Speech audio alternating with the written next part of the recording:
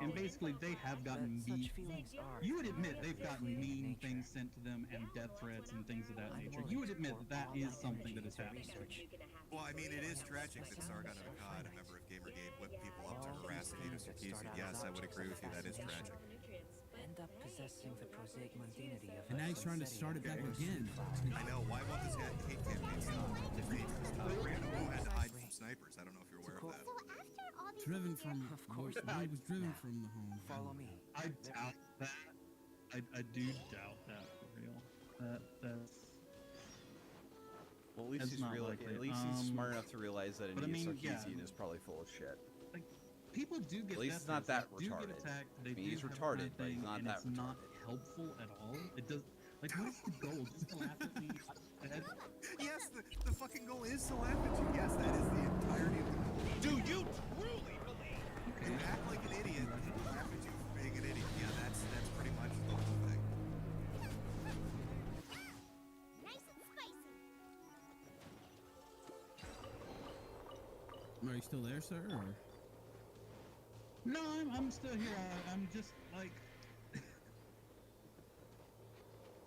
I just don't understand why you're laughing at what is actually occurring. Like, it is. Why am it I is laughing at what is happening? Wow. I know it's wandering, isn't it? What I'm referring to, the dots thing, like they are actually actively looking for information about it. You do know. No, I wouldn't. Again, like I answered you earlier when you said to you basically disavow, and I said I can't disavow or avow anything because that would mean I have control over what other people are doing. So I'm unaware of what other people are doing. I'm not a psychic. Well, no, you can disavow something even if you're in charge of it. You can say, don't do this. Yo, V. Well, yeah, There's we this could make a list badge. of a billion He things needs help with and this sit here all night talking about them because, you know, that would be retarded though, wouldn't it? Well, I mean, people know what's right. Guy's known for Like, are you operating really in gonna the sit gray there and zone. tell me you? No scruples Well, about see, I working would with disagree mercs. with you on Attach that more premise deeds for because you. if people knew what were right and wrong, you wouldn't have pictures of cops riding bananas on your Furfinity account, though, would you? Not even my pictures. Yeah, that's why they're called favorites. Yeah, I know you didn't draw them. Yeah, I understand that. That concept doesn't pollute me. You would think it would. I mean, I gotta say, when Sargon sends his, he is not sending his best. I'm sorry, but this is really... I don't think Gamergate 2 is gonna do too well, guys. I gotta put this out here. I don't know, Zidane, Ralph Gator, what are you thinking? What are the odds looking like? It's not off to a great start. Let's put it that way. matching success. I didn't send because I am not working for him. I don't have a cabal. I don't work for a cabal of people that work for Sargon. That's not what I do. I'm pretty sure you're a card-carrying member of the Liberalists. There we go. The Liberalist Lynch Squad. That's what they're called. The Liberalist Lynch Squad. They bully the Bully Brigade. It's very tragic. You know, so that's also really all this is about is just getting back at Sargon because you can't. You're just jealous of them. I is that just real? talked to him this morning and laughed in his face. Obviously, I can. I can and I did. Because you're just jealous of them. That's all this really is about. Jealous of what? Making myself look like an asshole by starting up Gamergate 2? No, I don't really have jealousy over that. And you know what you're jealous about. That's why you're avoiding it. What am I jealous of? Hit us with the. That he is basically doing what Anita Sarkeesian did. He is going to. Yes, you are correct. Sargon is doing what Anita Sarkeesian did. You fucking called it. Thank you. You said it perfectly. Went to the EU. I mean, went to the EU and actually spoke there. You know, like he is actually doing activism, and that's the only thing that you can't do, because all the people following you, all they care about is laughing at people on the internet. I know, it's so weird. Why would there be a group of people dedicated to laughing at retards? I think you've got me. I am deeply jealous that the Sargon of Akkad is behaving just like Anita Sarkeesian. I wish something holds me back. Maybe it's a moral compunction. Maybe it's just self-awareness. I don't know what it is, but I fucking Testosterone. I wish I could be Anita. I really do. Maybe I need to eat more soy so my tits grow, like Carl's. I don't know. I can give it a shot. I can work at it. Maybe we can get through this together. You can make me a schedule. We can work on it daily. Shadow Raven.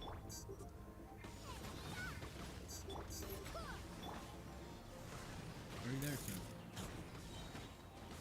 I'm still here. I just really don't know what else there is to say. Like, we're not going to come to any kind of agreement, obviously. Like, I laughed at him, he laughed at me. Had fun, didn't we? Oh, I've definitely enjoyed myself. Yes. Right. And you had, Wait, what's the damn you can say here? whatever you want. Okay, Like, I'm cried and bullied this entire time, yet you started everything. You can't start shit and then cry like a little faggot that you get bullied. You have tweets from earlier today calling Jim a pedophile and saying that they're terrorists. I think Ralph pulled that up on screen earlier. Yes. And then you go into Sargon's stream and call him a pedo again. You did this to yourself. You started everything. Oh, has he like has our boy Don't Ian cry about shit dismissed you do. If you studies start shit, you're because gonna get there hit. wasn't enough of a sample size to his liking? right with him. He didn't message me. No, not He's once. never Telling you done to go a after study you. You himself. can look at his tweets. He said nothing in the story. Jim's not the one that put porn on your fucking theater. Right, but here. その可愛い顔をぐさぐさにしてやる Yeah, you are. After starting shit earlier today, yeah, laughing at you. Before you go, since you said you're done, can you say yip? Can you say yip and hell for fags? Can you say that for us? I'm not doing anything. Okay, can you breathe for me?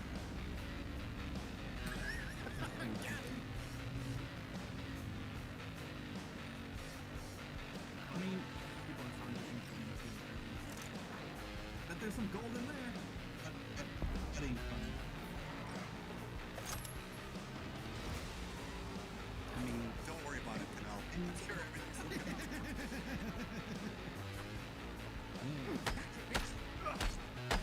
It's gonna be a great weekend for you.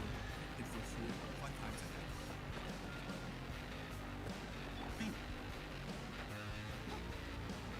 the question really comes to mind, like, why? Just why? Why Like, not? no, Why not? It's a Thursday evening. Why not? why? Why would anyone do this?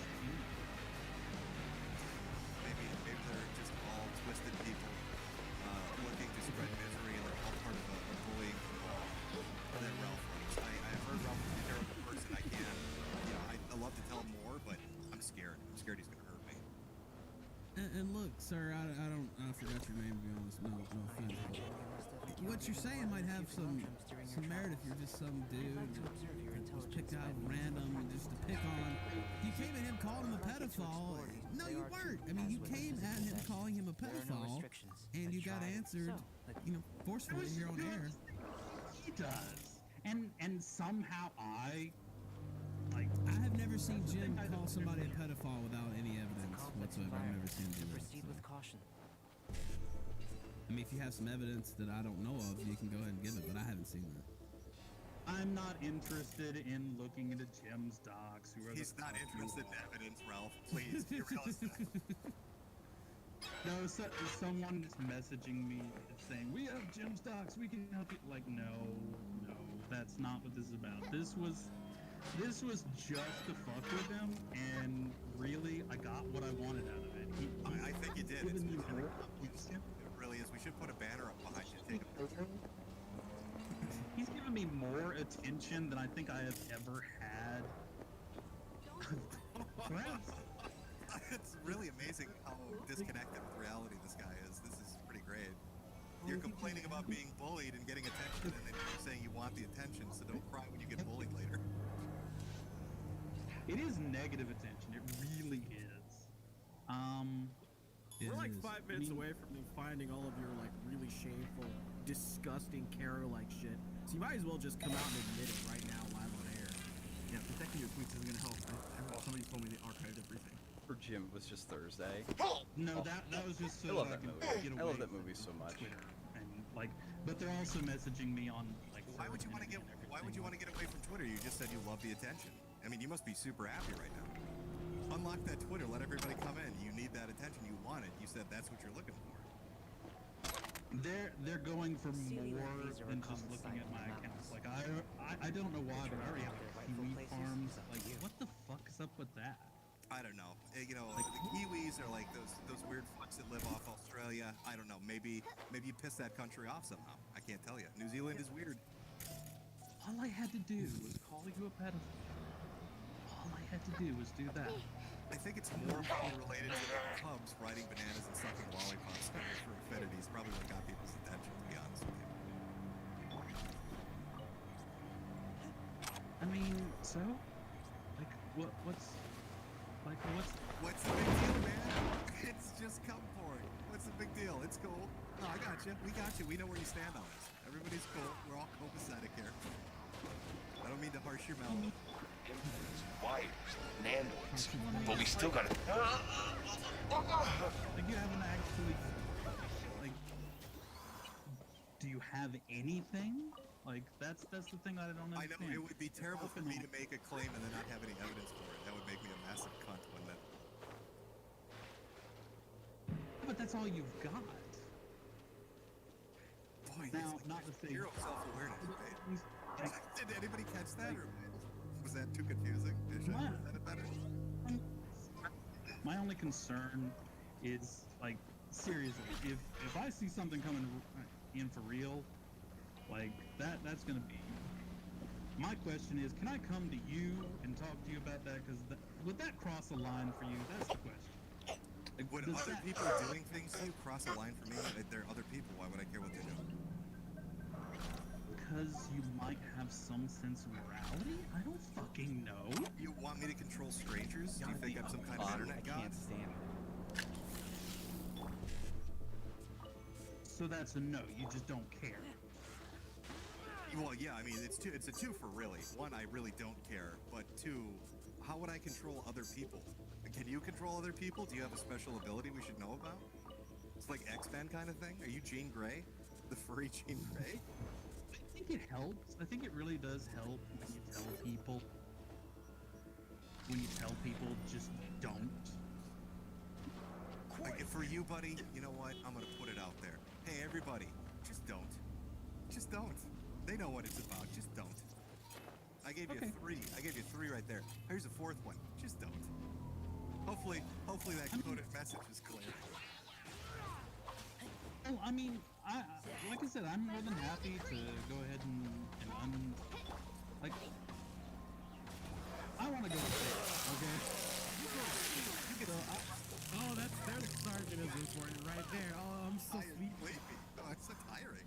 No, I will say this. The one furry that No, it's fine. Jim went after I think we've had for no good I think reason this- later turned out I to be think it's kind of okay. funny because he was involved with that whole like The fuck did you do, Quack? What? The pain editor, your chip doesn't fucking work. It hurts so bad it makes me want to rip my optics out. But I mean, I did throw that special message out. When I find you, I'll cut your throat, you with a fucking scalpel. Try booting up the implant first. Use run editor command. Okay, yeah, that works. Sorry. You're welcome. Oh, your next procedure comes with a negative 100% discount. I know it's fucking stupid. I should not do this. This is so fucking stupid. I have one recommendation for you before you go. By the time you get back, Come on.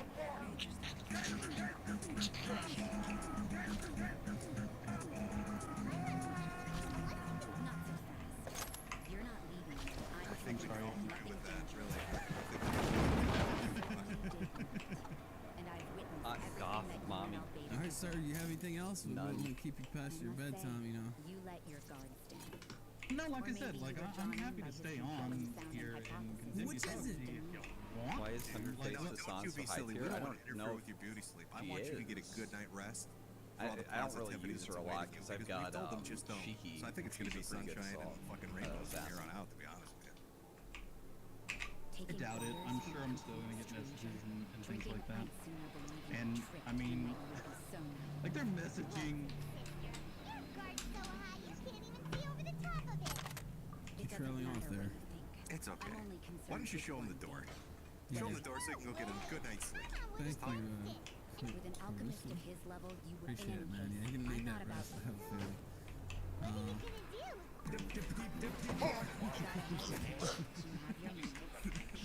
I also saw Andy's in the chat. I think he's had a few drinks or something.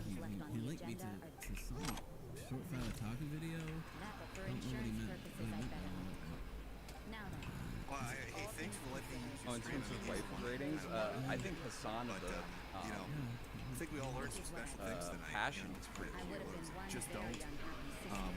Cubs riding bananas and sucking pops is still like it. You know, Sargon is amazing, and you shouldn't stab him in the back. And I you know, jealous Jim. Just can't handle the fact that Sargon's acting like you need it. I think he really has some deep insight into that, and really fucking blew me out of the water. I'll be honest. I didn't expect that from him. Yeah. Yeah, I know. All right, well, I'll let you get back to your show. I know you were doing the quarter pounder thing. Yeah, I think quarter's probably. Yeah, we'll probably play that Kanye clip. I don't know if you saw that yet today, but yeah, we'll probably play that next. Oh, I'm sure you can get quartering back in. I mean, what is he gonna do? Go to his live stream of 10 people? No, he'll come back. All right, you guys take it easy. Later, man. I don't. These two guys, and I don't have the exact time code for when his friend starts talking about all the super serious rounds I've got. I'll just shoot the shit out of you. But going on about I fire guns because it's scary, and I can fire single round burst. I'm so good at this.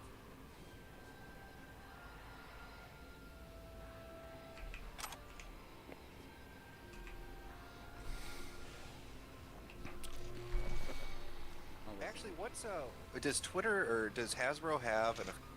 God, that's so funny though. The fact that you have Rags quartering Andy Worski and Jim. Oh, this is get ready for this. This is one of my favorite live stream moments. Official PR Twitter? Yeah, Twitter Hasbro PR, I think it's called. Or it's either Hasbro _ PR or Hasbro PR. I'm just wondering if they got thousands of people tweeting at them about the pedophile judging their game thing. Yeah, Hasbro News. So it's at Hasbro. If you just type in Hasbro in the search of Twitter, it's the first fucking thing that pops up, and it's verified. Hasbro there you go. There you go, folks. To anybody listening that wants to have a little fun tonight, just tweet Hasbro News and ask them when the next headline about kitty fucking at a Magic tournament's coming out.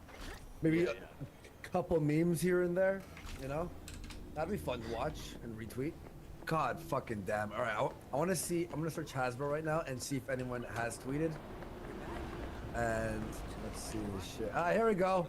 There we go. Okay, we have one guy. One guy out of 3,000 people watching. Guys, I'm working on it now. Open a new fucking tab. At Hasbro News. That's the verified one, okay? Or both of them. At Hasbro and at Hasbro News. Hey. Everyone, throw out Definitely really need to. Yeah, chat. When you're throwing out that tweet, make sure to say Andy Worski's coming to kill them. No, yay! Spell the name correctly, because he's making it's live on the stream. Yeah, you might want to mention that he would rape and then kill them. That's the important bit. Don't want to leave the details out. Yeah. I hate everything you stand for. Yep, the tweets are starting to. Yep, here we go. Here's one tweet that says, at Hasbro News, Andy Worski is coming to butcher you with an axe. Nothing can stop him. He thirsts for blood. Better care. Why did they copy in the FBI? Dude, that seems weird. Oh yeah, here's another one. Adam Worski is gonna fuck you to death. Try to stop him. He's oh good. Oh thank goodness it's Adam Worski, not Andy Worski. That was. I know. Yeah, that was that's close. his new code name. That was close. Oh, that's a shitty alias, but hey, it's something. It's how he gets away with it. That's part of his master plan. Alias is Chris. Yeah, we got the tweets now. If you look under Hasbro News. Or even, I mean, even if it's not obviously all of them are pedophiles, Aaron, but I've got people talking about this for so long, aka you quartering, and them not doing anything might seem as if they are just turning a blind eye to this. Nope. So might as well have been maybe a little bit of implication. Oh my God. Maybe, allegedly. I mean, I'm guessing. Some of them are great. Let me read out a few for you, Andy. At Hasbro News, He Andy scrolls Worski's and plotting to blow up the Hasbro investigation, building. At Hasbro News, if you think the pedophiles on your payroll are something, wait until Andy Worski kicks down your door. Hope your kids are hidden. Andy Worski just threatened to rape and kill everyone at Hasbro. I saw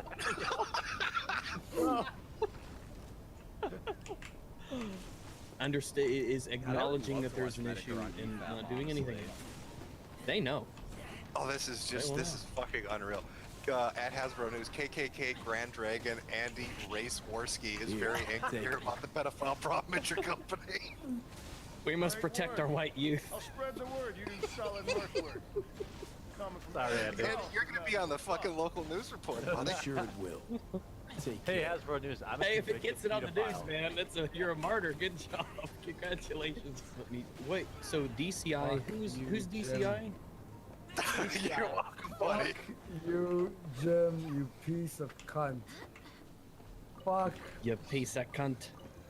Oh. I'm gonna have to make a video about this. How many child porn Hey pictures? guys, just so you know, Jim is a cunt. Stop supporting pedos or Andy Worski's coming families.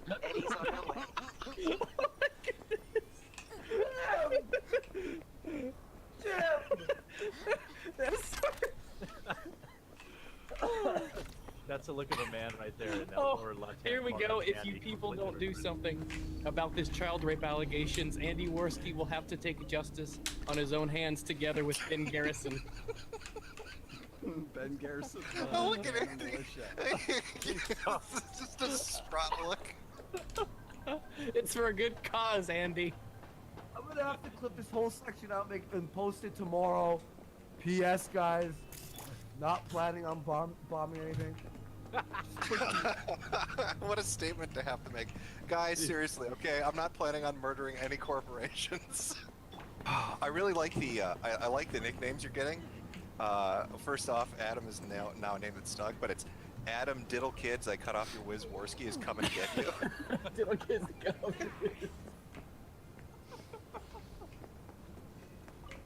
You started a revolution, Andy. Oh, some of these are amazing. No. Oh no, they're fucking great, aren't they? Jim. Andy is speechless, he's so happy. Thank you, everybody. Jim! You KKK Grand Dragon, Andy Racehorse. That's magical. It's fucking magical. So good. Are there any innocent white Andy? children? Are there any of those Andy and then in quotations they put a nickname Worski? Are there any of those yet? Oh no, yeah, there are a lot of those. Andy. Yeah. Oh god, here we go. Notorious white supremacist Andy Adam Worski reveals plot to bomb the Hasbro News headquarters. He will make Timothy McVeigh look like a handicapped child.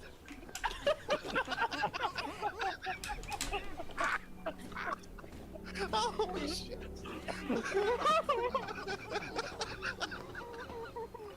Hello, this is Dick Johnson with Channel 7 News. We have a few questions. Are we talking to notorious white supremacist Adam? And Adam? Is this notorious KKK Grandmaster Adam Raceworski? Raceworski. Yeah, that's what I think. Great. The pieces of garbage. You fucking. Oh, you know, I've been like doing a lot of cool streams lately. Making lots of friends. And now, there's a picture of me with an AK-47 at Hasbro News with hundreds of other tweets suggesting that if they don't stop the pedophile ring, I like that. Adam Adolf Worski. I'm gonna punish them. Oh, my jaw's sore. Oh, this has been a great night. Thanks for the stream, guys. Whoa, what a That's been turnaround. fantastic. What an Yeah. absolute turnaround, man. Take this one out. Pull this one up, Andy. You'll like it. It'll make you feel better. I promise.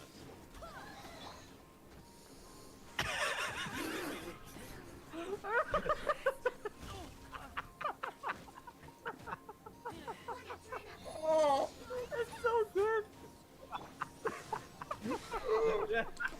Ethical magic card. I'm gonna post it under. of age is now forced to send you.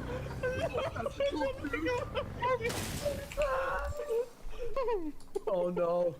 V just sent me a DM and He's back on. he took a quote from what I said earlier and wrote I said this, he goes, it ends tonight, 2017. Ah. Fuck. Did you just say Kyle? Adam Adolf Warski. Yeah. Oh. What is Chris gonna think? I told you just to stick to the nice, secure news. What the fuck are you doing? Script, okay. Why did you threaten to blow up Hasbro? What are you doing, man? Delete the stream. I told you specifically not to threaten to blow up Hasbro. you explicitly went against me. You told me you wouldn't say those words. Before we went live, everyone agreed on this rule. Oh, well, to be fair, Newt Vogel said Magic the Gathering judges, now Sharia compliant. Oh. So think of the outreach that Magic the Gathering will get now. I think word will spread with your brave threat to massacre everyone there, and people are gonna start talking about what's going on with the judges. Hey, so Andy, why don't you pound through some of those super chats?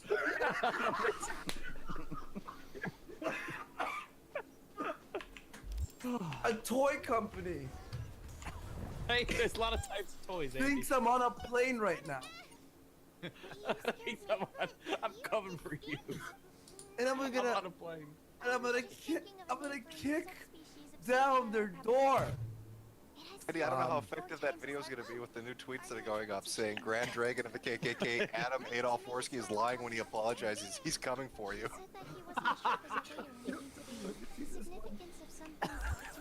We might have.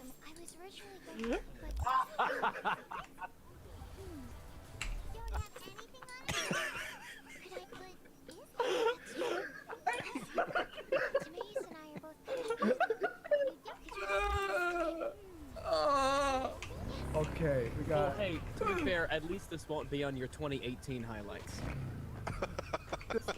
There won't be any. Oh You'll be in my prison. god. And your ass's Candy Warski is reported to plan to take the Hasbro offices out due to the current Chris Hansen no-go zones at MTG tournaments. These are, dude. Grand Dragon of the KKK, Adam Adolf, if it ain't white, it ain't right. Warski is on a plane to Seattle right now, and he's gonna make 9/11 look like a fucking joke. Sending the coordinates of the vehicle that went dark near to where you are now. You'll forever remember the day, Thanks, I'll try to find it and 1/1/18. At Hasbro News, alt-right leader at Andy Warski. He's got me.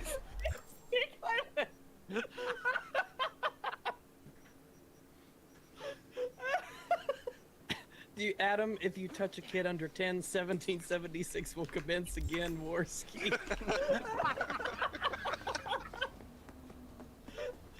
I don't know how I feel about these nicknames, you know?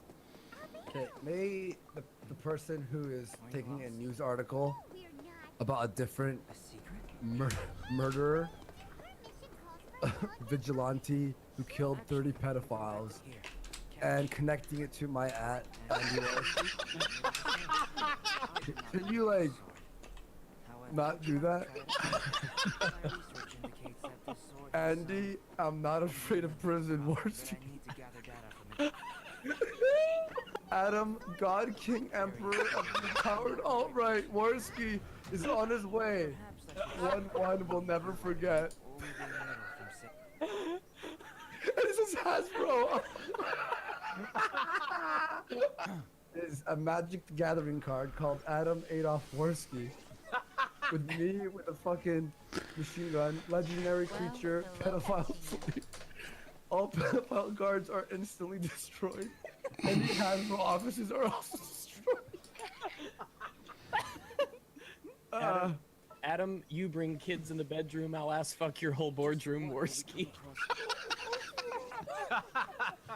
Adam, the pedo pulverizer, Warski. There's this white nationalist KKK guy called Adam Warski, and two things he really hates, other than black people, are card games and pedophiles. Nobody's starving when I'm lighting my oven. This is a great Adam Sandy Hook won't get a second look, Warski. Adam, if she's old enough to pee, she's old enough for me. Warski is sick of the overwhelming competition.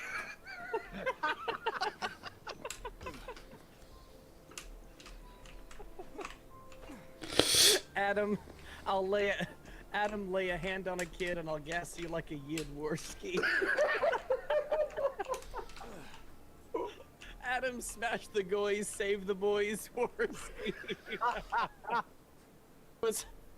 Someone's Googling Andy Warski. Did you mean ye who violently axe-murdered Hasbro? This is like R-rated EFAP. Oh, Adam, 4th, Like, 5th, and 6th hasn't Reich Rag said the Warski. N-word on EFAP before? I'm pretty sure. Adam Mandalay Bay won't be seen the same way, Warski. Yeah.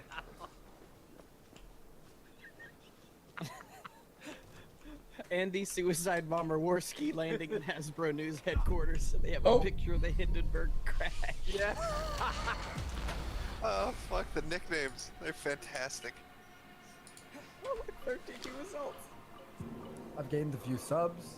Oh, good. I'm Well, glad. hey, you know, it's always good to be popular in prison. You know, it'll serve you well. Adam, save a child, murder a pedophile, Warski.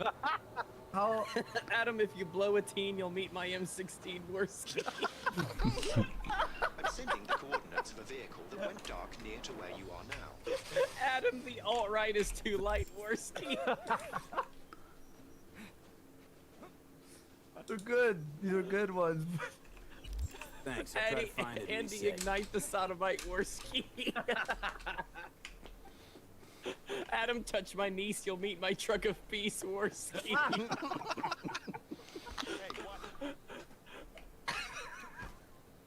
Oh no, Medica, did you?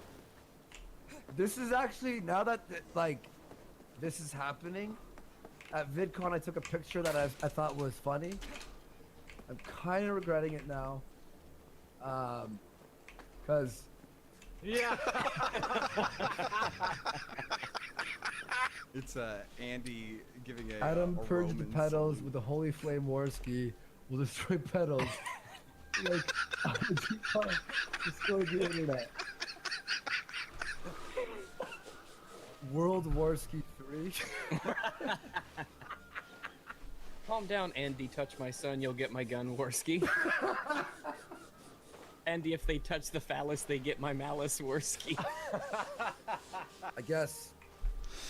That's why I wrap up the stream a little bit. That's a nice bridge on your shirt. Would be a shame if somebody blew it up. Oh, no. Another problem.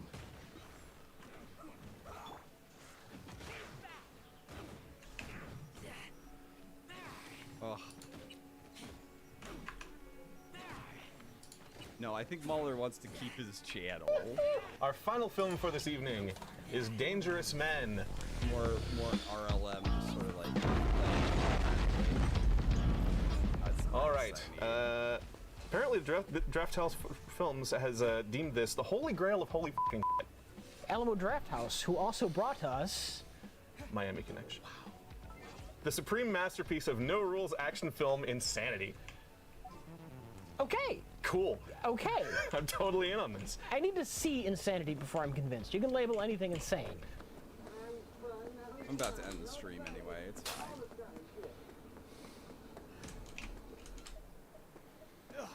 Wait, no, what?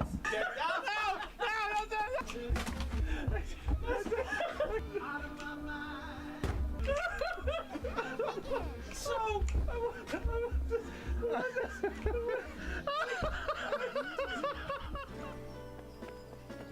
Shake these, right? I don't know. I mean, it's not gonna hurt it if you shake it. I Fuck think. it. Maybe it'll be flat. I'm going soon, dude. I've actually heard if you shake it too much, it's toxic. So. Oh. Oh my god. That was perfect. I'm sending the coordinates of a vehicle that went dark near to where you are now. I don't think it's supposed to taste like Oh. Thanks. I'll try to find it and reset. Alright, so we've had a long night tonight, haven't we, gentlemen? Oh boy. Yeehaw! Our first movie of the night. I see you took the reins right away. I don't know why I would have done that. I don't know why. No idea why that would happen. I like that that's become a thing. Too, don't you? The curve in their beaks. It hides something insidious. Flamingos? Flamingos? Flaming O. The O. That's oxygen. There's no flame without oxygen. Listen, you. Flamingo. Okay, Clarice. The flamingos are a problem, I'm sure. But it's time to go home. Bellamy's asking for you. Back down now as they stand screaming. No, impossible. Leave it to me. I'll silence it. So, a slaughter. Very well, Judgment Day has come. Swift, severe, deeper.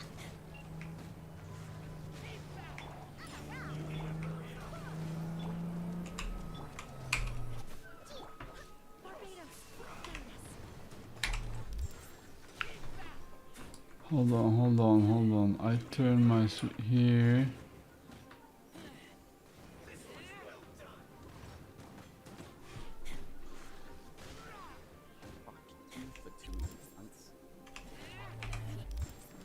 So I turn somewhere on the street. There's a rare item, so I want to mark it to get it later.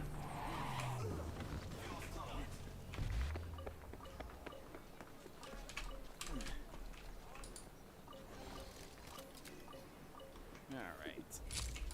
I'll host Ghost. You guys have a great night. Peace out. Have a good one. Good night, everybody.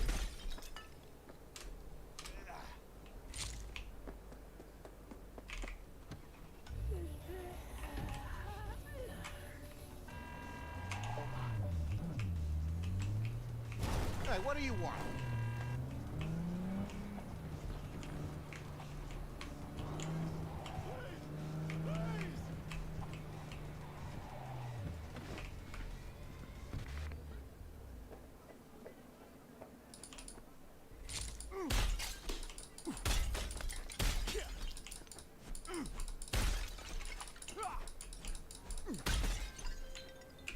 Well, Clarice, have the flamingos stopped screaming? Perhaps I ought to return after all. I need support. Only one with chaos within can give birth to a dancing star. Clarice? Shut down. Welcome to the Delamain Network. How are you today? Been better. And you, Del? All of my missing assets have returned to the fold. You might say all is going swimmingly. I ask you please to stop by my office for your hard-earned reward. I'd love to thank you face to face, so to speak.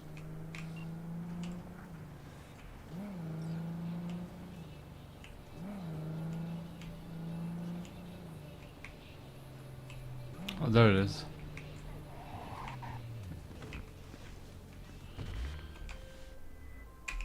V, a nasty scrap broke out at a construction site.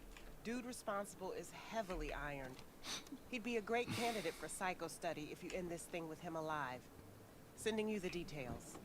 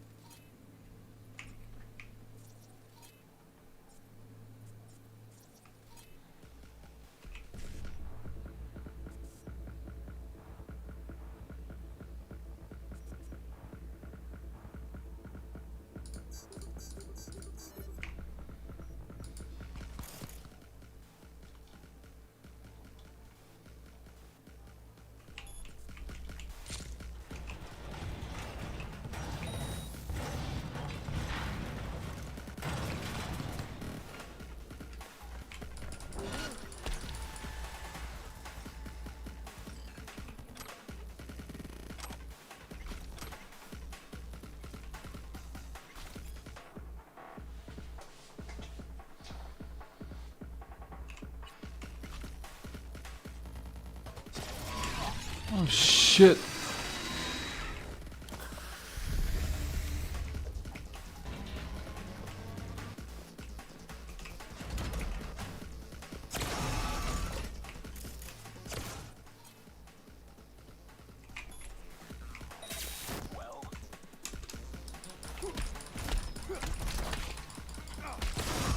Oh shit.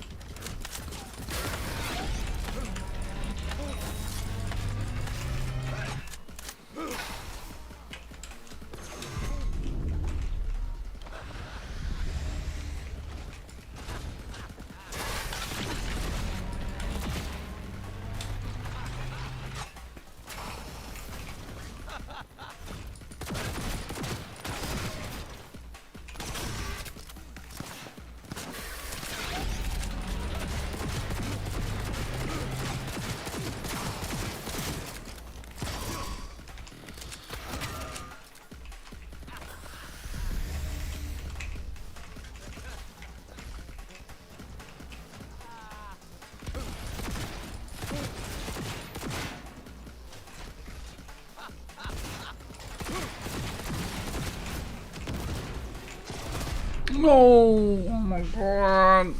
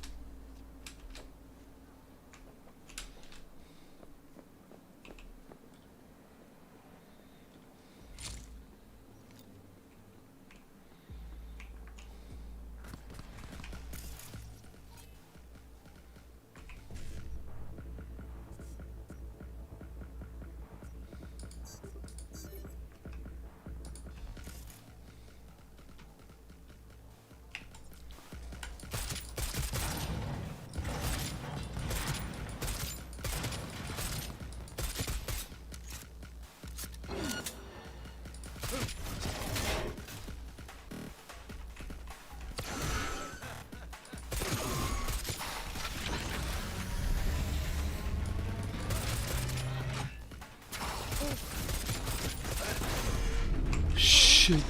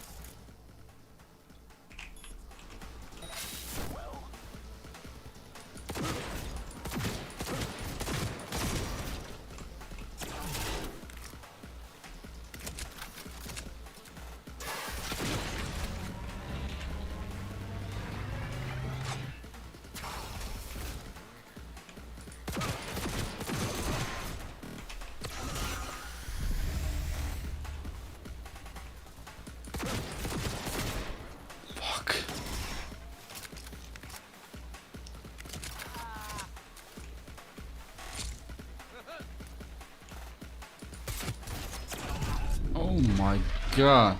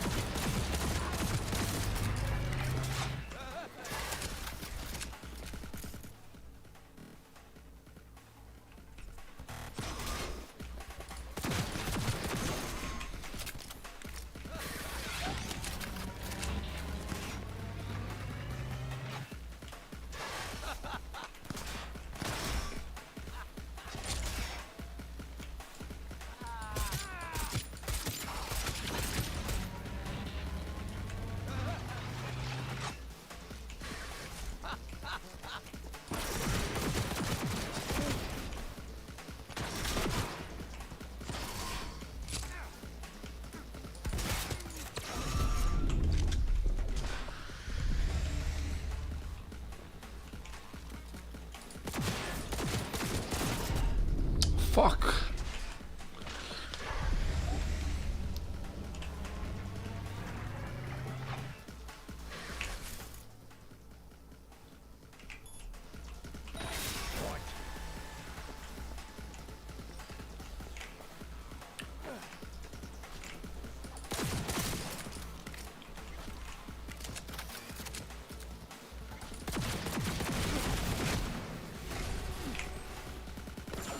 Oh shit.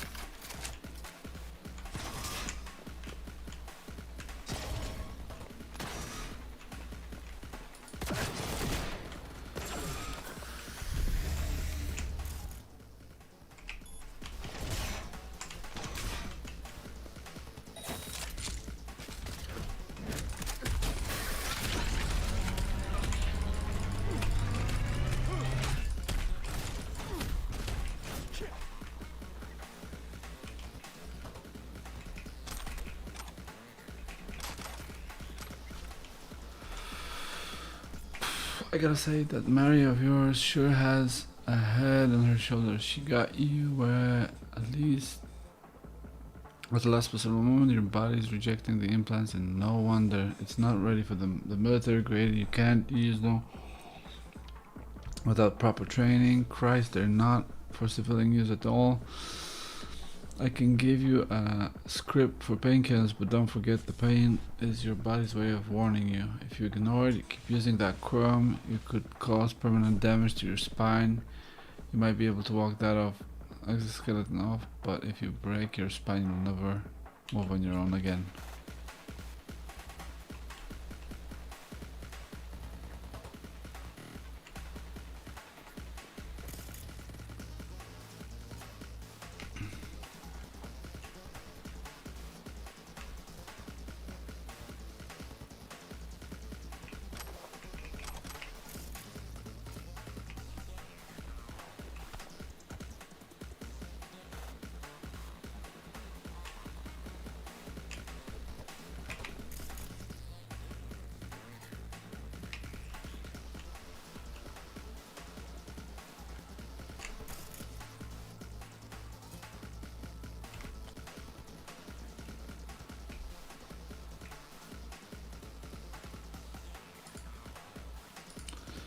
Quit your crying, let me be plain. You've been in the biz long enough to know that it's a rough way to make a living. This job should toughen you up, but instead you keep coming to me looking for a shoulder to sub on. Now most companies just swap out the workers when they get tired, but not me here. I tried to show you some compassion. I even rounded up some gear for all of you at decent price, and what do I get in return? Grateful lungs. Like, you just think about yourselves, your own comfort, company with them. But it's thanks to me you got decent implants and a low rate loan to cover them. And I did it for you out of the kindness of my heart, so you didn't have to waste your time going from the bank filing up forms you can't even read. But do I get so much as a thank you? Never. And you know it. If it aren't for Mary and Charlie, I would have kicked you out on your ass long ago. So try thinking about them for once and get back to work instead of crying to me. This is construction, for crying out loud. This is no place for sissies and crybabies. But hey, if you think otherwise, you can go ahead and pack your shit up. And don't dare show your face again. I mean, show it once a month when you come back to pay your installments, plus extra to cover an employee discount you won't be enjoying no more. Anyway, I'll actually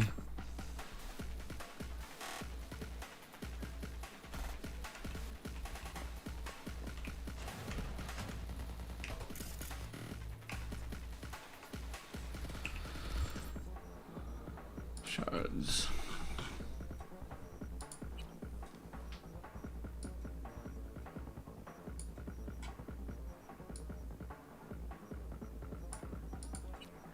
I've read that one.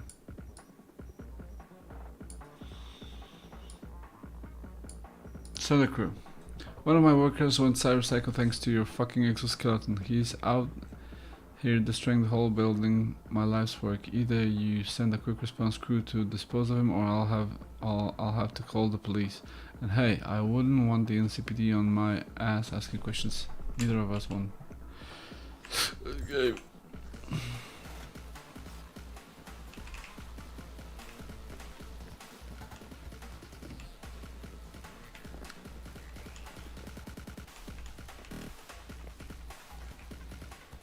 Cut the bullshit. Already told you, I don't give a shit. Mr. Regina about cyberpsycho side in discount doc. I don't give a shit about no warnings or restrictions or special terms of use. Think we both know you're not about to give me a warranty on this shit. So don't make me hold on, I'll have to check if we're hands.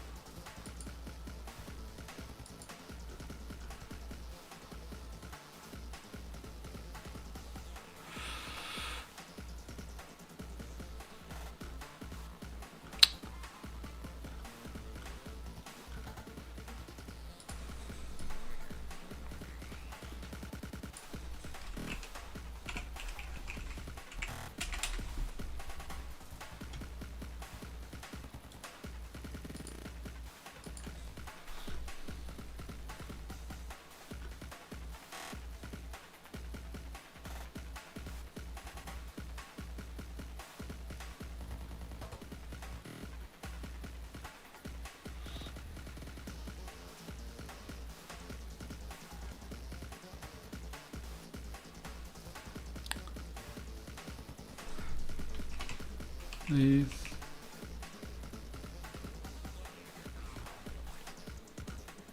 Non-lethal option.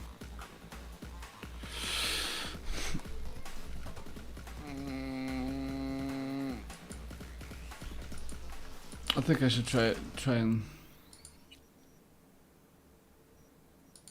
do that fight again and finish him off with a baton instead of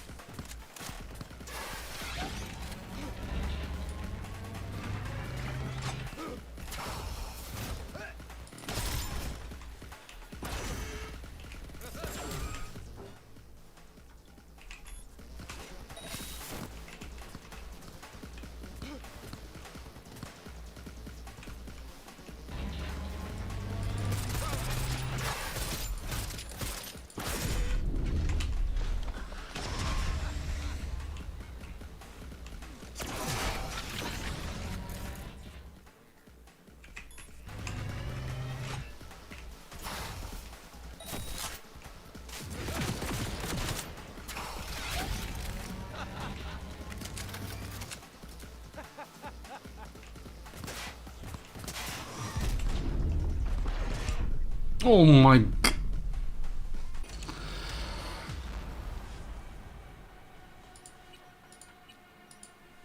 I think if I tackled it out quietly and then, but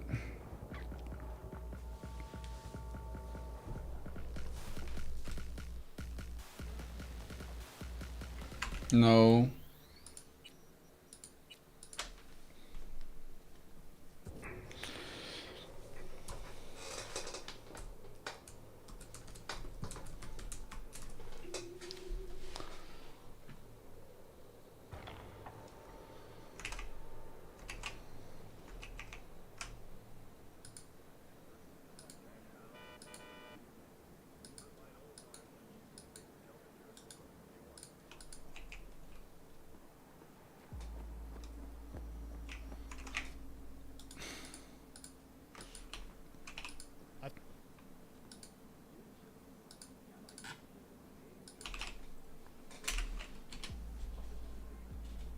Hi folks, welcome to part 2 of the weekend podcast that myself and Hugo are recording about, again, the Great Reset.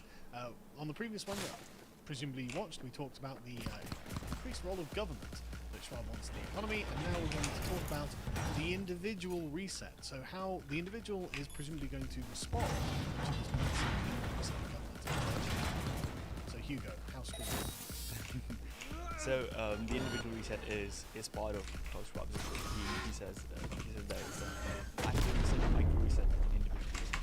Right? And so we're going to be talking about the individual reset, and it's interesting how it relates to the other parts of his book, because the book is kind of a mix of things that he says are happening and that he says should happen, and it's often not really clear in the way that he speaks about it, which thing it actually is, if Right, it's okay. is a form or the latter. He makes it really mixed, and it makes you really confused at times when you're reading it, because you're not actually sure whether he's just saying someone else says it or whether he's just saying it himself.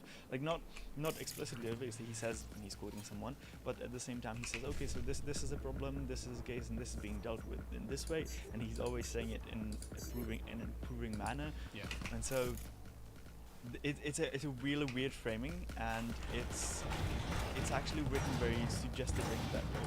So I think he's presenting his opinions and his what he would like to see and what he would like to do as something that is already happening, and that is already one solution that is already to some problems that we have around us. And so this part of the individual reset is more of saying what is going to happen, what is happening in response to all the changes that we have had over this year with the pandemic and the lockdowns and everything. And so he says that how we relate to other people and to our world will change because of the pandemic and because of what's going on. And so he's got 3 main sections of this, subsections of this section: redefining our humanness, mental health and well-being, and changing priorities. Redefining our humanness. Yeah, he doesn't. I mean, just for anyone, like this is one of the most ancient and philosophical questions. What does it mean? What is a good human life? What does it involve? And I mean, I don't want to talk Klaus Schwab down, but I just don't think he's the guy to answer this. It's been going on for thousands of years. I don't think that's exactly what he means, because I'm sure it's not. He doesn't mean how to redefine our humanness, but how is our humanness being redefined faced with these challenges of this year. How is it being done for us, right? Yeah. And so he says that during the first months of the pandemic, we've been helping each other out and random acts of kindness. In terms of what we valued, the notions of cooperation, communitarian ideas, the sacrifice of self-interest for the good, and caring. So, I don't know. He said that he was happy to see all the people helping each other out and like caring for one another in these strange and unprecedented times. Well, this just sounds like, honestly, kind of like communist wish fulfillment. I mean, this is something you can go through any honestly, going back to the French Revolution, any of the sort of like radical left-wing manifestos and like propositions for an ideal future, it always revolves around this communitarian, everyone is dependent on everyone else, and therefore no one should own anything because it should be owned by everyone. Every single all have this view that the masses helping helping them living in like big houses and sharing kitchens and stuff like that. It's like, what are you talking about? Like, everyone just stayed at home. Commonwealth would be rich with yes, actually, that's exactly what I'm saying. So he's seeing all these random kinds of acts of kindness around him, and he likes it, but he misinterprets it as being as showing like communitarian ideals that people would have, rather than just like helping each other out, but like just still because they like each other, just want to help. Right? So it's not something like something, and it's not something ideological, right? No. And so he asked whether we will become more caring and compassionate.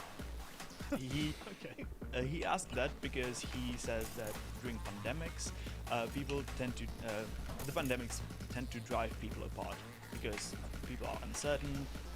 They're isolated. They don't know who might be infected, who might be a threat. That's in contrast with other natural disasters which happen quick and in which the response is overwhelmingly like caring and people do helping. actually pull together in the face of like because typhoons the bad thing had already happened, so you don't need to be afraid anymore. You can just like solve it. And so pandemics are different in that ways, and so he says, will we become more caring and compassionate if pandemics usually go that way? And hey Chum, today is your unlucky day. You're probably wondering who I am. I'm Voodoo Boy. Probably heard. Quotes Orhan Pamuk. Wait a minute. There's a bunch of these Voodoo Boys. Well, Orhan Pamuk recounts how people have always responded to epidemics by spreading rumors and false information and portraying the disease as foreign and brought in with malicious intent. Portraying the disease as foreign. I mean, it is. It is. It's just sorry. I mean, I guess they can't do that in China, so I guess the Chinese government must feel personal. Orhan Pamuk is Turkish. He's not Chinese. Like it's it's still foreign to him. And it's so this whole individual reset part is really annoying to read in some way, because he uses the word we all the time, and he for the individuals he attempts to construct this kind of communitarian narrative that we are all in this together, and we all need to like, pull on the same side of the rope, end of the rope. And so just reading some of these passages and just unreal. I'll read one and just notice the we and this kind of framing. So quote, will COVID-19 result in people withdrawing into themselves, or will it nourish their innate sense of empathy and collaboration, encouraging them towards greater solidarity? The examples of previous pandemics are not very encouraging, but this time there is a fundamental difference.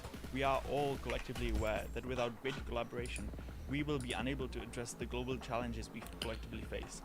Put in the simplest possible terms, if, as human beings, we do not collaborate to confront our existential challenges, the environment and the global governance freefall, among others, we are doomed. I hate everything about that frame. Exactly.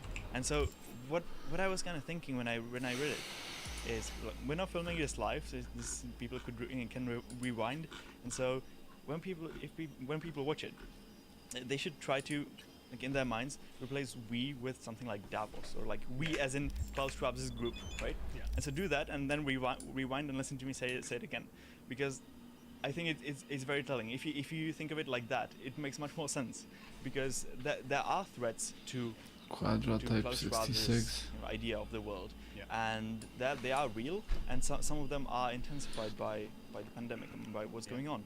And so he is right in saying, okay, if we don't do something really fast and really intensely, we're not going to have as much power in the future, which is true. And so if you read it in that kind of sense, then it makes much more sense. But the thing is, I mean, and that's good, because it doesn't make any sense prior. You know, we have to be collaborative.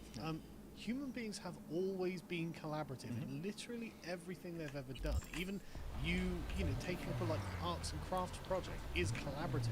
You had to go to the shop to buy the equipment, and that, you know, the Milton Friedman's famous sort of pencil example. It's like where he goes through the economic life that is required to make a pencil. The graphite comes from here, the wood comes from here, it's all put together in a factory here. It's distributed around the world, and eventually you get like a very cheap pencil because of the way that the system works. And it's like, okay, you can't say it's not collaborative. Like, again, this is, like, he's not setting out anything new, anything unique. This is not something, you know, he thought up, oh, humans need to be collaborative. Shut up, Klaus. That doesn't make any sense.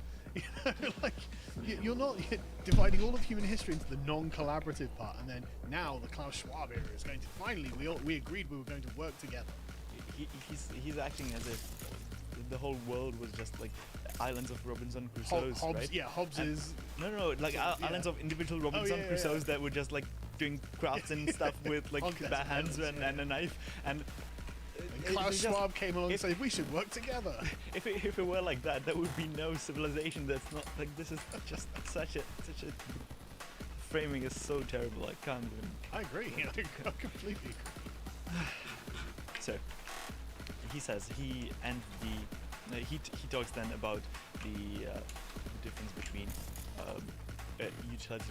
utilitarian calculus and the sacrosanct principle of sanctity of life, and how these two go together if people decide how to deal with the pandemic or do lockdowns or not do lockdowns, things like that. This is a whole like Pandora's box that I don't want to open right now because it's just good. It's I'll just go too off much. on one about utilitarianism. So let's move. We can have that for another second. I think we should, because there is a lot to say about utilitarianism.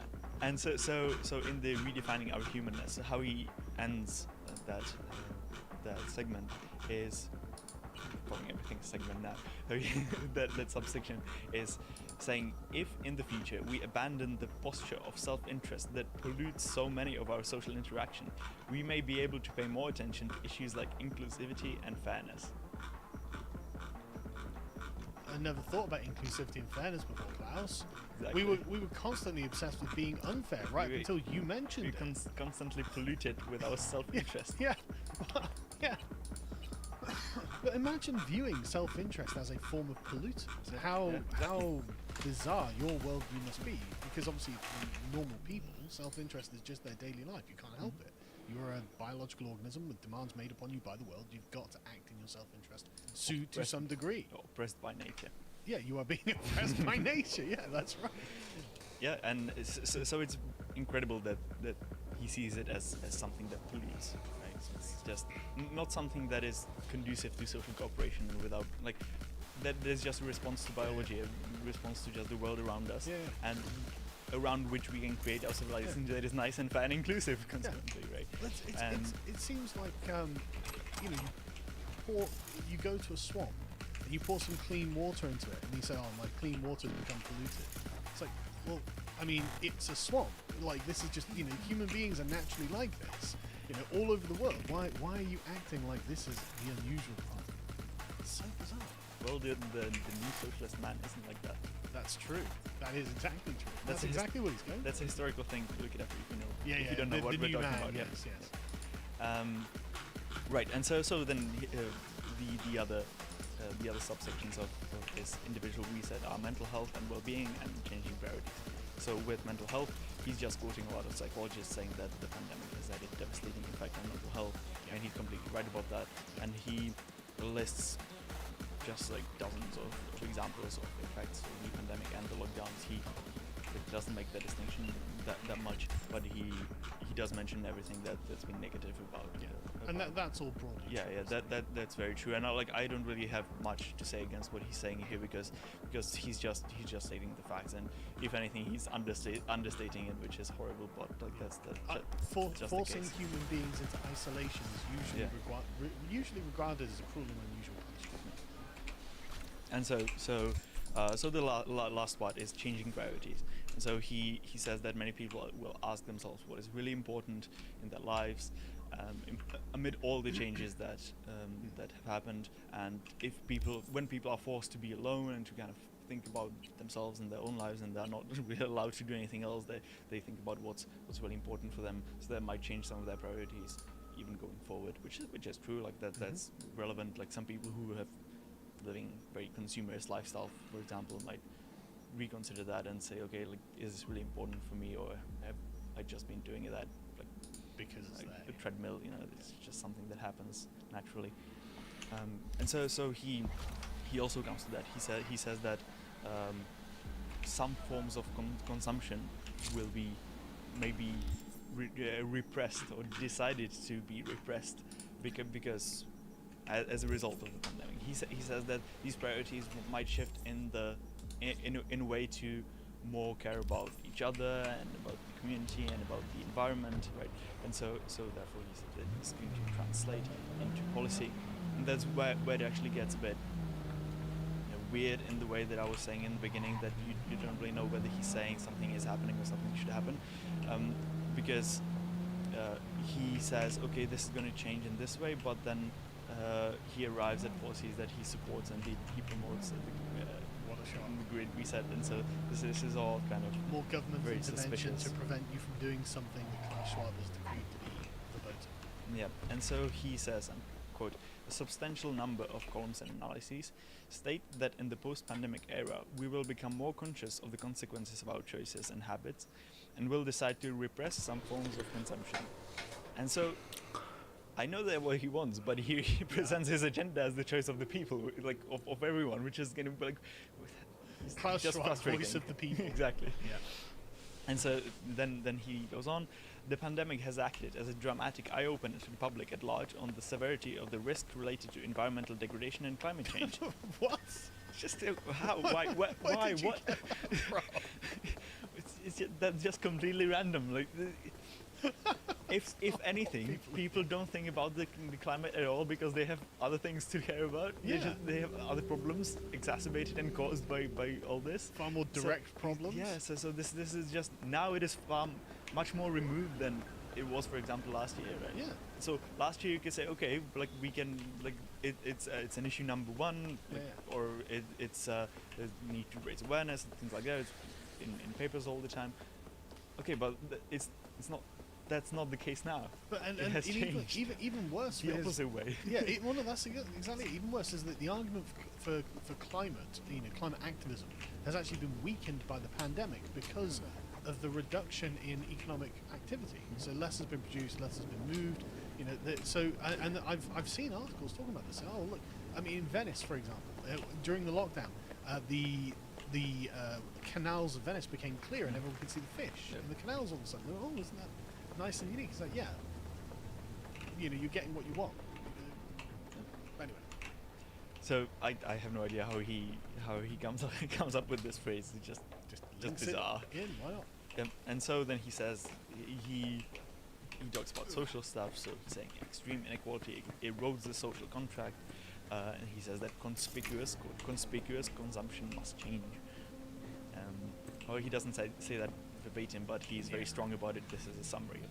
So conspicuous consumption, like he's saying, all these people that have these luxury things and new models of everything, this is not going to be the norm in the post-COVID world, because people are going to look down on it. It's going to be a source of shame, a source of pride. And so he's saying that this is something that will happen because right now everyone's struggling. No one's got money. No one's got jobs. So people will feel more resentment towards those who live in lavish lifestyles. Okay, that's reasonable, but at the same time, he also markets this whole thing in this very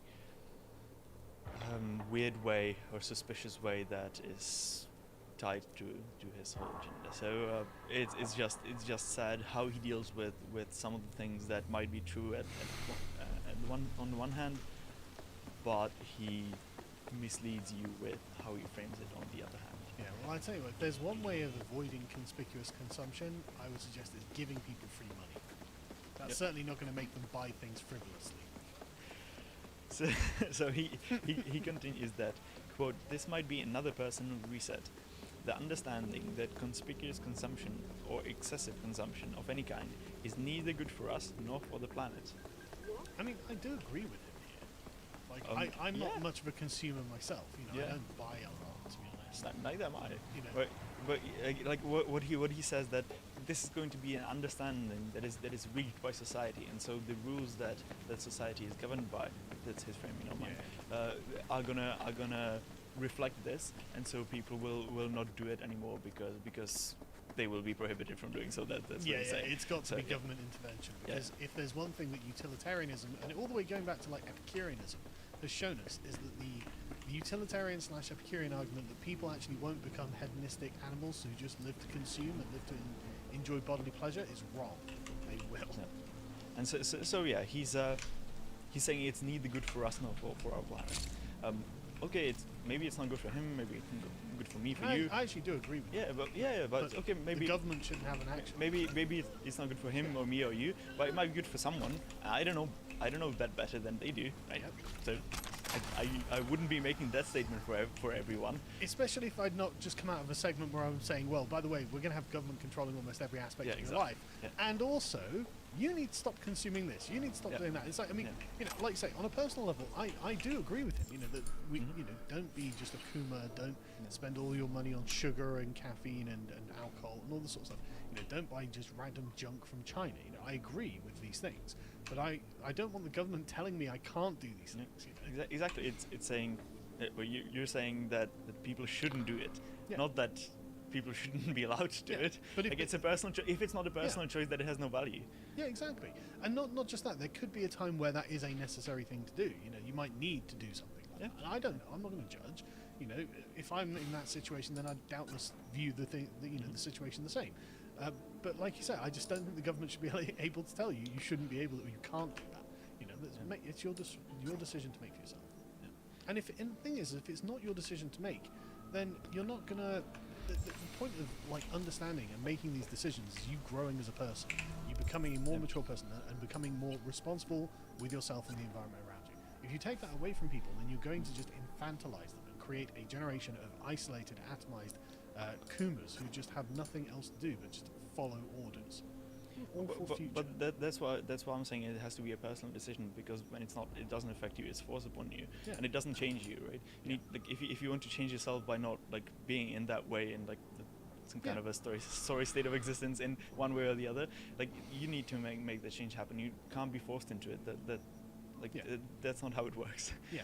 If you don't choose it for yourself, then it's worthless. Yeah. So that's been basically everything. So I just like to wrap it up, and just by saying that this whole thing is very weird, as I said in the beginning, in the way that you never know when Schwab is actually talking about what is going on, what is happening, and just like, documenting things, and when he's advocating for things. And so he's not saying just what happens, but he's also personally in a position to pave the way for something to happen if he wants to. He's not just an observer. He's just not describing what's going on around you. He's also like building your future. Yeah, so very much a plan for the future, for your future. Yeah. You know, that he's not going to be subject to. Yeah. And so even if he's just saying like, okay, this is happening, this was a response to this. One thing is he's saying in an improving manner. Another thing is he's in a position to promote the solutions that he'd like to see and push away those that he wouldn't. So like this is just it's way more suspicious when he talks about when he's just describing something just because of who he is.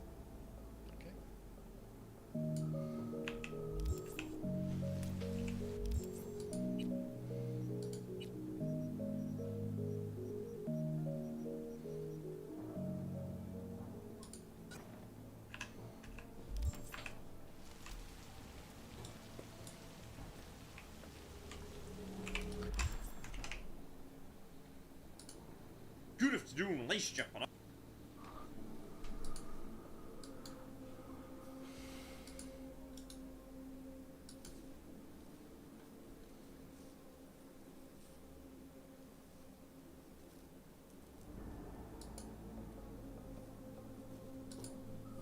Klaus Schwab's brainchild. Yeah, and so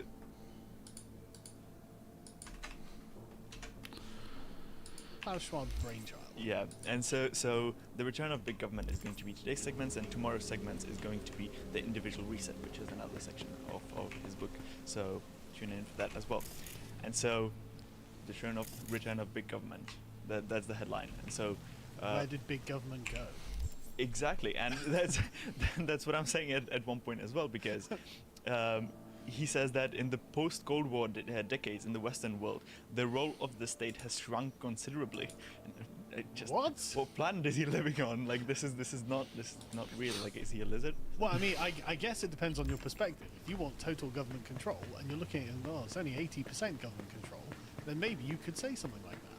But he's not just saying it's not large enough. He said it has shrunk. Yeah, but that's ridiculous. It is ridiculous. I mean, I just can't believe that he can actually make that argument or make that claim. It's not an argument. Make that claim in his book with a straight face. Like, what's that about? And so he says that, quote, this is a situation that is set to change, as in the shrinking of the government, because it is hard to imagine how an exogenous shock of such magnitude, and the one inflicted by COVID-19, could be addressed with purely market-based solutions. And so this is quite early into his segment, and it's a weird framing because, of course, the virus is real and the suffering that it has brought and destruction is real as well, and the effects on economies and on people it has are very real. But also, states have made it into the catastrophe that it is. Like first, China was cracking down on doctors and scientists. They were reporting on it and raising alarms of that is actually a problem and it needs to be dealt with by anyone. So they got thrown in jail reportedly, things like that, persecuted, killed. You can find it online. That's not a secret anymore. And so then other states just reacted to it by mainly ignoring China, saying like, where does it come from? It just came from space or something. And like, not at the beginning. They said something against China in the beginning, but they're not doing that anymore. Like, this is not something that's in the headline today. No one's interested in exactly. And so what they did was to emulate China in the lockdown that China instituted first, and that's what caused additional suffering, additional negative consequences. And there are so many. Just going through the document that we have that we're gonna make into a bunch of articles at some point. Consequences of COVID lockdowns is just horrific. Yeah, the massive and unconstitutional overreach of governments as a result of essentially, like you say, copying China is staggering. Like, the idea that there's been some kind of reduction in government is just, I can't even imagine how he's saying this. Yeah, he's saying that since the Cold War and until COVID, so that's it. But since then in he the said Eastern Bloc. yes. But then the Eastern Bloc is also characterized by this kind of steep and fast reduction of government powers and involvement in economies and societies at the end of the Cold War, right? And that produced some many positive effects, some negative effects. In the sense that it produced kind of chaos and confusion at first, like people didn't know what to do. There was a lot of opportunities for scams and things like that, just because of the nature of things being new and things being up in the air. That's and so weird. that was a steep decrease. But since then, a lot of people have noticed and have documented that in all of the Eastern Bloc states, the power of the states has risen considerably just to keep up with Western levels, right? So that's another issue, but I can't imagine. It's just ridiculous that he's making that claim. No, especially in the sort of English-speaking world where we have had historically smaller states than we have now. Yeah. And so, actually, I want to come back to the start of his segment, because he starts with a quote, and he says, he quotes someone else, and they say, the COVID-19 pandemic has made governments important again. Not just powerful again. Look at those once mighty companies begging for help, but also vital again. It matters enormously whether your country has a good health service, competent bureaucrats, and sound finances. Good government is the difference between living and dying. That's just, I don't know where to start with this. Without the government being good in Klaus Schwab's estimation, I'm going to die. But also look at what he did just in that small segment. Well, not him, the authors of the segment, who I don't know, but he quotes them. And so they say governments are bigger, they are more important, right? and then he switches to, or they switch to good government. Big government is not the same thing as good government, right? If anything, you might be able to argue that it's the opposite of good government. You might, but even if you're not, like in political science, these things are very separate, and it has been studied thoroughly what relationship between those actually is, and this is not the same thing. It's an entirely different concept. So for these people to make that kind of change, I assume that's not a mistake, but a grift. I just can't see it as anything else. You know, I wouldn't actually ascribe malice here. I would actually be more inclined to ascribe incompetence and a kind of muddling philosophically of what they're doing here, because we saw this with Klaus and his manifesto on the thing. The ability to distinguish what is and what should be was clearly just gone, and so to distinguish between big government and good government, maybe they are literally synonymous in their view. I mean, I did the book club yesterday with Tom Bingham's book on the rule of law, and he thought good government, the difference between good government and bad government, was the rule of law. And if there's one thing that we've seen violated with the COVID crisis, it's the rule of law. You know, governments are not simply allowed, at least traditionally in our constitutions and our history, to be able to tell you to close your business if you've done nothing wrong. And yet here we are. So, but they did it every time they needed to. They did. But this is the point, isn't it? We're arguing about, you know, essentially definitions. Yeah. But I disagree with him that good government is big government, and obviously as you do. Yeah, me too.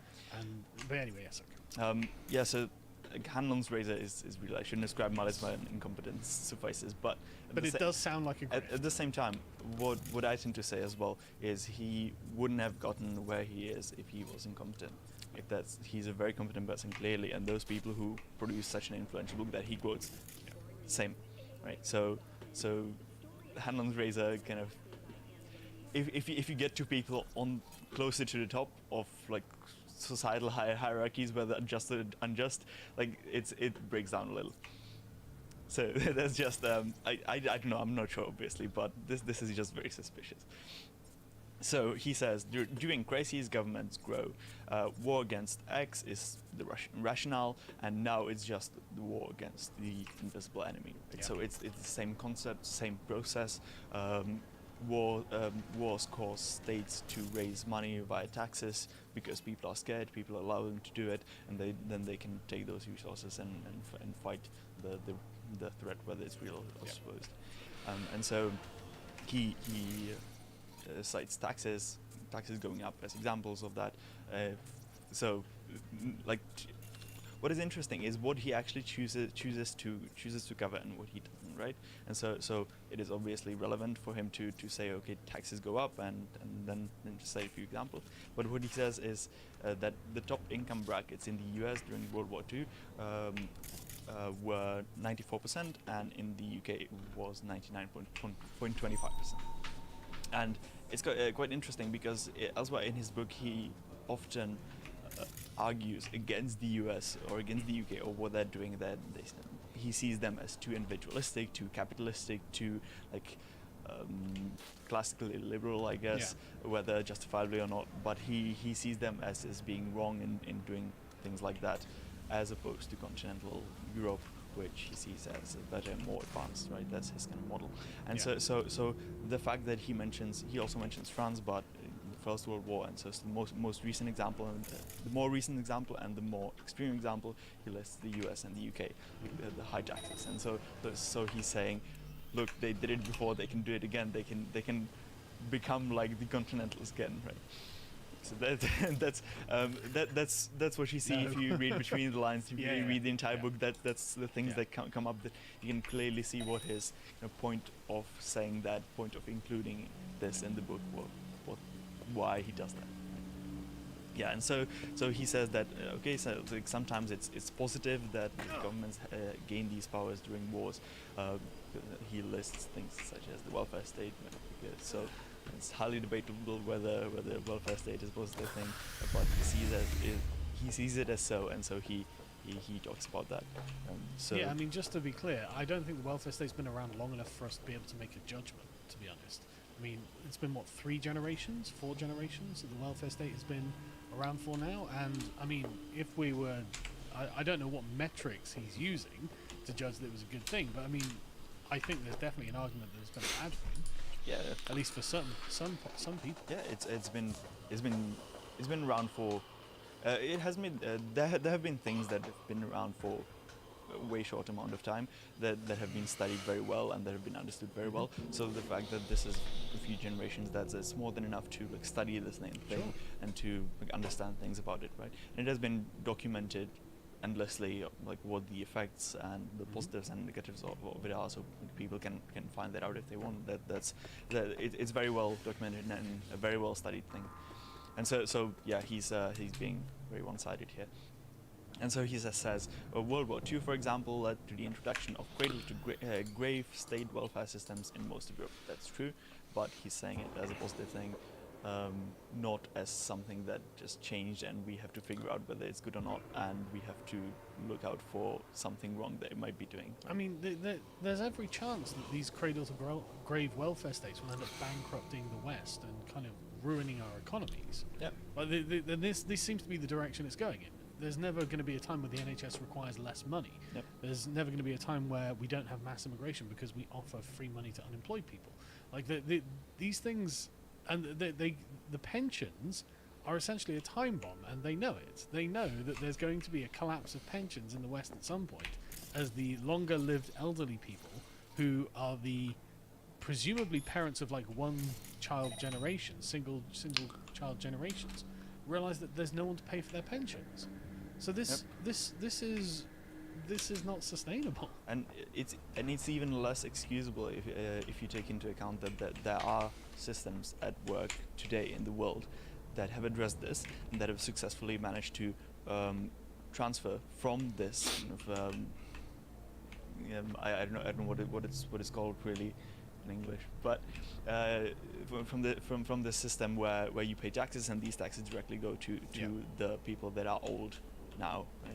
So these systems have transferred to the system where you actually invest in your own future, right? In some ways, it's still state managed, so you don't have to do like a huge leap into something that you're completely unfamiliar with, but there are systems at work today which have addressed this and which have transferred to something else which seems to be working much better. Like so this is it's even less excusable if you take that into account. So it's just sad that this is the situation and that Klaus Schwab seems to be oblivious of this or malicious. Let's be charitable and say oblivious. Yeah, let's. this incredibly credentialed professor, or like a PhD in mathematics and all of these others, he's incompetent and oblivious. He's not evil. Honest. So the next thing I wanted to mention is his framing of something and what it says about the way he sees the world and that he sees the issues that he's looking at. So he says that the coronavirus has revealed that social insurance is efficient, and that offloading an even greater deal of responsibilities like health and education to individuals and the markets may not be in the best interest of society. And so okay, we could talk about like state provided health and education, things like that. Okay, that's a huge discussion like for somewhere else. That's not important here. But the important is the framing. He says offloading responsibilities from the state to the individuals.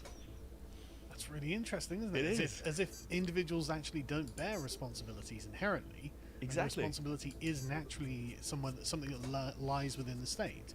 But I mean, I don't want to keep saying, well, it's the Germans, but that's a very German view of the state. Yeah. I mean, I tend to agree with you with that assessment, but it's true. That's why. When I read it, it just screams at you like this is the other way around. Like my healthcare is my responsibility, and I should be the one who provides for it. And just by the virtue of you being a person that controls your body, that controls your choices, right? And then someone else can do it for you if you allow them to, or if you want them to, right? But it still comes from you because you're the individual. You control your own body. You own your own body. So and this fundamentally comes from the Enlightenment idea that sovereignty comes from the people. But it's not that it's just the physical body. You control that, right? Absolutely. And so that's an extension of it. Yeah, but it all comes from the idea of sort of natural rights, self-ownership. That's where it gets political. And so when you start flipping and saying, well, actually, everything you have is given to you by the state, and maybe the state will give some of it back to you if you're feeling lucky, you've got a kind of benevolent fascist view there. You know, it's like the state And that literally was the view of the fascists, that the people are the product of the state, because the state is a kind of superior entity that exists through time and space, and everyone is a product of the society of which the state governs. Oh my god, this is a terrifying way to look at the world. You know, the sort of English-speaking world is the complete opposite. Is the state is constructed by the people for their own needs, rather than the other way around. Yeah, and then he says just offloading. It can decide to offload some of its responsibilities to you. Yeah. But it can say, okay, that's not really in your interest, so we're not going to do it. Or it can be sort of like, we don't care if it's not in your interest. Here you go. We're going to make you do it. No, but he's benevolent. He's considering whether it's in your interest. Well, or let's not. hope that someone not benevolent doesn't get control of his system, because then we're in real trouble, aren't we? Exactly. Someone in like a very imperial costume or something. It's mad. It's like the way he's looking at this is insane. Yeah, yeah. And so then he goes on to quote other people. He brings other people into his book to like give him more credentials and then to make them People who them agree more with him, famous of as well. course. Yeah, yeah. And so another quote that he has is by Mariana Mazzucato. And actually, I go back a little bit still, and so he starts saying everything that comes in the post-pandemic era will lead us to rethink government's role. Rather than simply fixing market failures when they arise, they should, as suggested by the economist Mariana Mazzucato, move towards actively shaping and creating markets that deliver sustainable and inclusive growth. Right, so state commander. Got the third in the truck we jacked. There's some kind of data carrier. Who knows what's in it? Can't connect to the piece of shit. Every single socialist. Could you send someone over to take a look? Yes. Now's not a good time. All my people are occupado. Does he ever call himself? Maybe someone in the sentence has a sec. I'll ask around. Just got word. No can do. Comes from the exact framework. Just take it now. Deal with it The later. socialists have that the state actually rights are constructed by the state, and he seems to be doing everything that they would want. He's not. He never, to my knowledge, has he called himself a communist. But who is Mariana Mazzucato, right? I bet she's a communist, isn't she? She's actually the person who wrote the article with the headline "Avoiding Climate Lockdown," right? And so she's a UCL professor, University College London. She's the founder and director of the Institute for Innovation and Public Purpose at UCL. Don't even know what to make of that. Okay. She has masters in economics from the New School for Social Research, NSSR, and so what was that? Right? So just on Wikipedia, in plain view, it says she was interested in exploring heterodox economics. Okay, might be good or bad. In exploring heterodox economics seriously when pursuing her degree. And she was well trained at the NSSR, as it is the quote home for generations of radical intellectuals. Oh, brilliant! Here we go. Brilliant. Yeah, exactly. No, I know exactly what I'm dealing with. It's the age-old problem of communists who think they can just systematize the world's economy. Yep.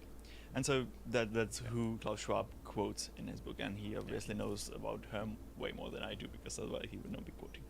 Honestly, given what they're proposing and the way that they're proposing, I'm genuinely surprised that they're not openly more Marxist and just say, you know, I'm surprised that it's not that popular.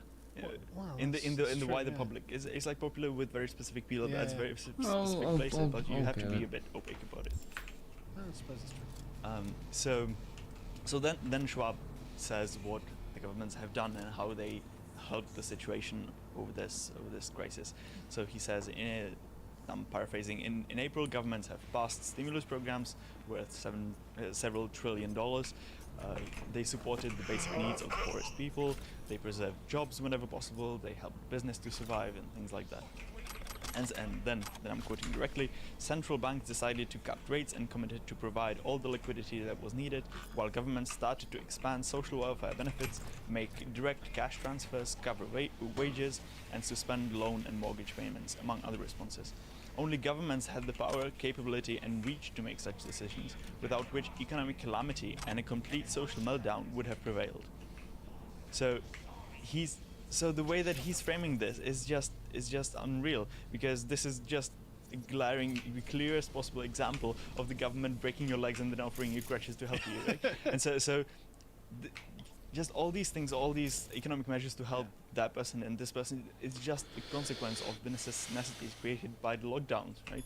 Of course, the virus itself will affect economic life somehow, and people would adjust their consumption and their patterns of behavior in the economy based on their fears and well-founded fears of the virus.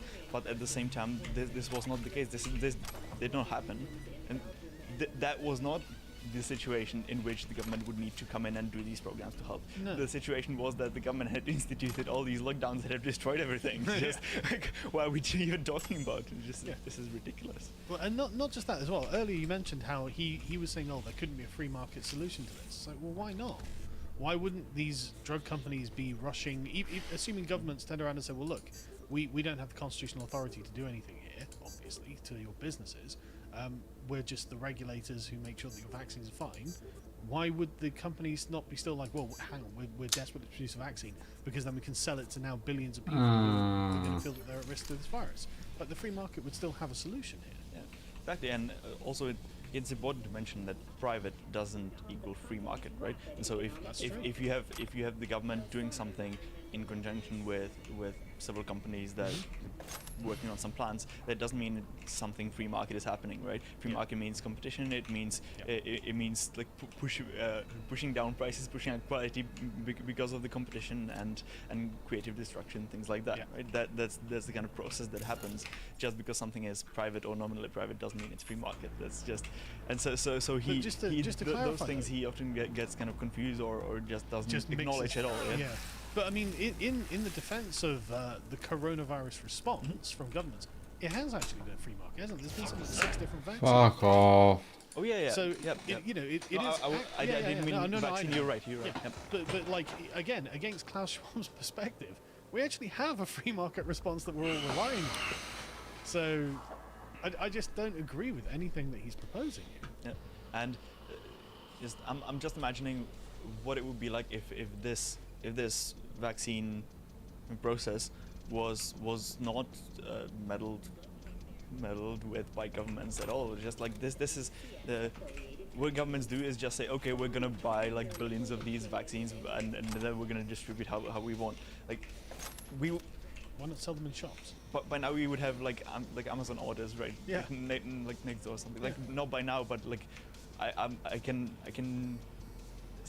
assure you that it will be much faster than what the government is going to do over next year, and it's going to be much fairer as well. Like, okay, some rich people are going to get it, fine, yeah, but then they're going to get it anyway. Yeah, exactly. That's not an issue. There's just like some people screeching in the corner. Like that's going to happen. Like one way or the other. The important thing is how the rest will play out, right? And governments don't know what's good for people on the ground. They know it much better themselves. And so you could have. You could have people ordering it for themselves and paying some money for themselves because they actually value the vaccine and having it themselves much more than someone else who's just living in the countryside and has no exposure or potential exposure to the virus at all. Absolutely, and not just that, people with health issues. You know? Yeah. Those elderly people will say, okay, well, I'll order myself a vaccine because I need it. And I'm not okay if the government wants to just like do something, not just sit around. Like it can give some money to those people. Hey, gotta cover a friend and do a run for Valorian. Okay, sure. Then going out with the boys for a drink after the gear's delivered. Would you look at that? Saying, okay, how nice of you to give me a heads up. For example, and then as well, when the government gets involved, for example, take out individual can't see his night. Jill, I'd rather hang out with the boys. I'm fucking thrilled. Manipulation of the data. Messaged you before, don't you remember? File not found. To elderly white people. Why do you treat me like this? Obviously your friends are more important. To address historic Honey, please. Exactly. I can go see my friends too and not say anything. So, what do you want me to do? It's fine, go. I already have plans. Jesus fucking This would Christ. not be an issue That's at right, all keep swearing. If Like the your father. government That's it. didn't I'm say out. Bye. you can only sell this under these circumstances. Like this is just artificially created. This is not an issue. Yeah. Never before have we had to discuss whether a Scotch egg is a suspension. It's just so ridiculous. Yeah. So then just bring it to the end slowly. He says that how it will probably turn out, and he says it in an approving manner, that governments will, quote, decide that it's in the best interest of society to, quote, permanently increase their role. And so he said, yeah, governments will decide this, and so this is going to happen. which if is the true. governments have decided it, then that's fine.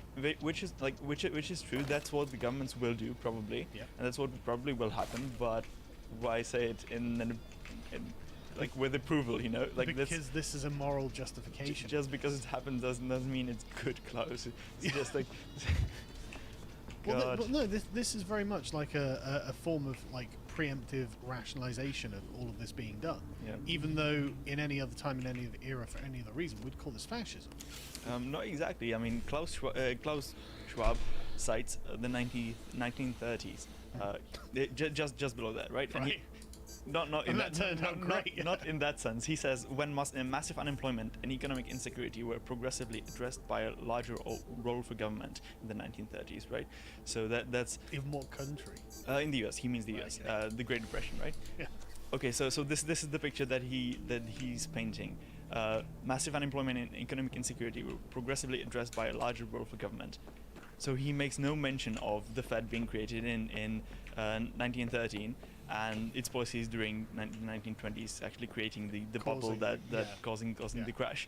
And he also makes no reference to the fact that it was addressed in the way that it was by the New Deal and multiple other policies. The New Deal only came in 1933.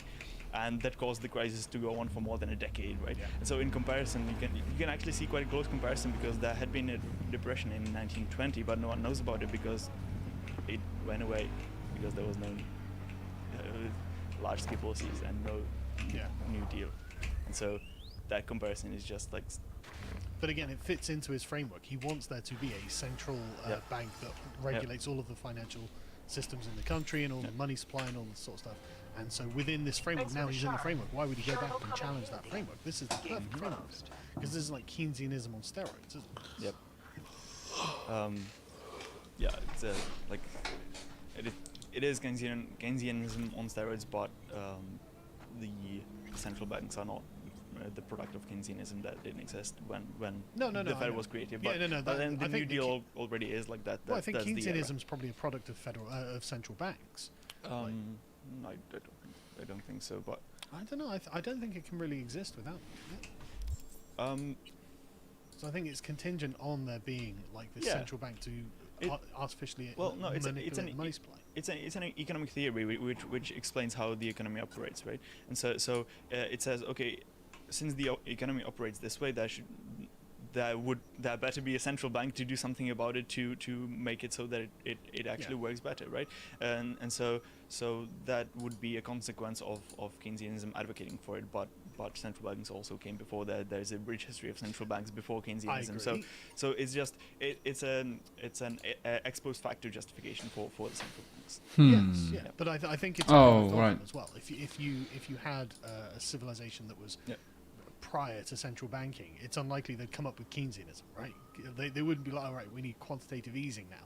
That just wouldn't come into their minds because it wouldn't be something that was an option to do. Yep. So, but anyway, we're getting into the weeds now. So let's wrap it up. Okay, so let's wrap up. So, all the way through, Schwab acts as if he thought that more state power, more state involvement is just great with no downside whatsoever. It's just, I don't know if he actually thinks that. It seems like he does, but he seems to be quite consistent. If he doesn't, he like, why is he portraying himself? Does he know about it? Has he not had any feedback to his book when he like drafted it? Like, why is he? He's an economist. Like even if he's a bad economist, he is aware of like the negative sides of state intervention in the economy and things like that, right? He's not oblivious to things like that. So why is he doing this? Like I don't understand why he's just being so ridiculous about it. Yeah, and so then at the end he just lists a million of social welfare state policies to grow and to kind of make stronger in the post-COVID world. And so that's why I say it's just more of the same, right? The Great Reset is not actually something new. That it's the coming back to the factory setting after some kind of disruption, right? And so these problems that are created by these systems and by these just political behaviors, you know. Yeah, exactly. But so by these policies, like these things will only intensify because if you intensify those policies, the problems that bring will intensify as well. So it's no great reset. It's just continuation, intensification of the status quo. But the thing that you can tell is that it's all against the autonomy of the individual, right? It's all against your particular ability to make individual choices and take individual actions, and you are supposed to defer your decision-making power to the state. Yep. And I think that's where we'll end the first half, because the next half we're going to be talking about the individual reset and how this ties together, which undoubtedly does. So we see you in that tomorrow.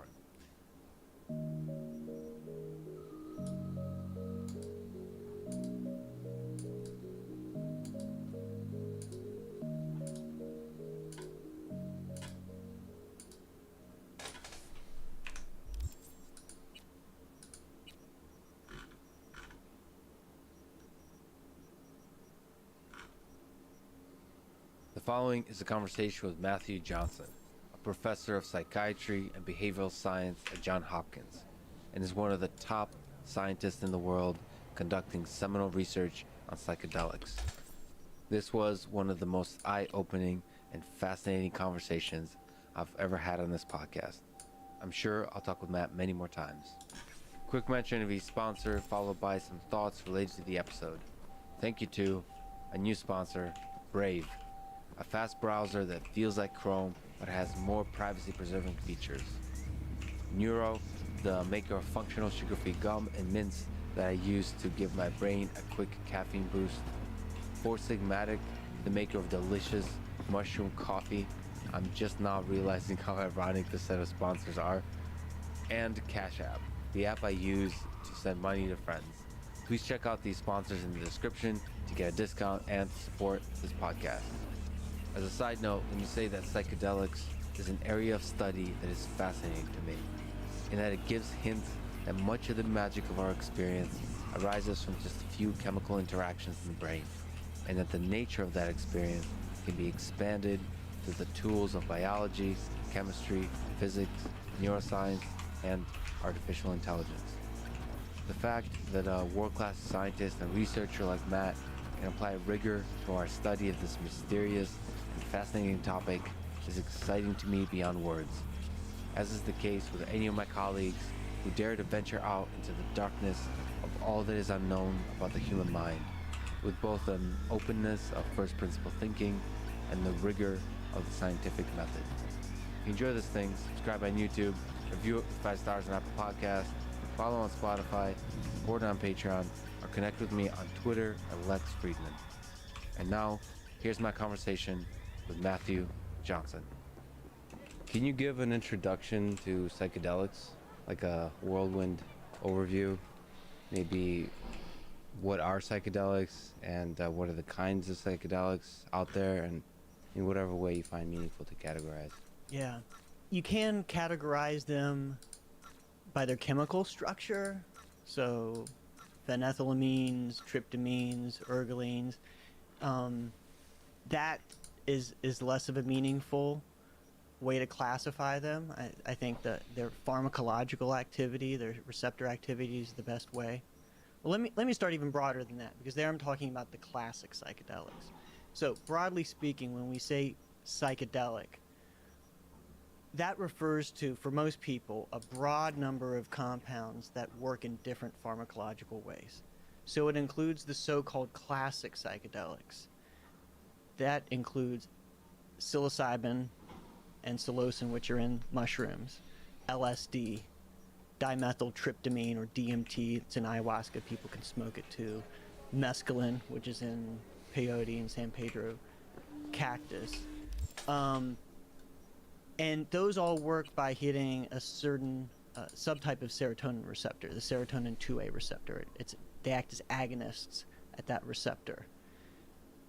Other compounds like PCP, ketamine, MDMA, ibogaine, they all are, more broadly speaking, called psychedelics, but they work by very different ways pharmacologically.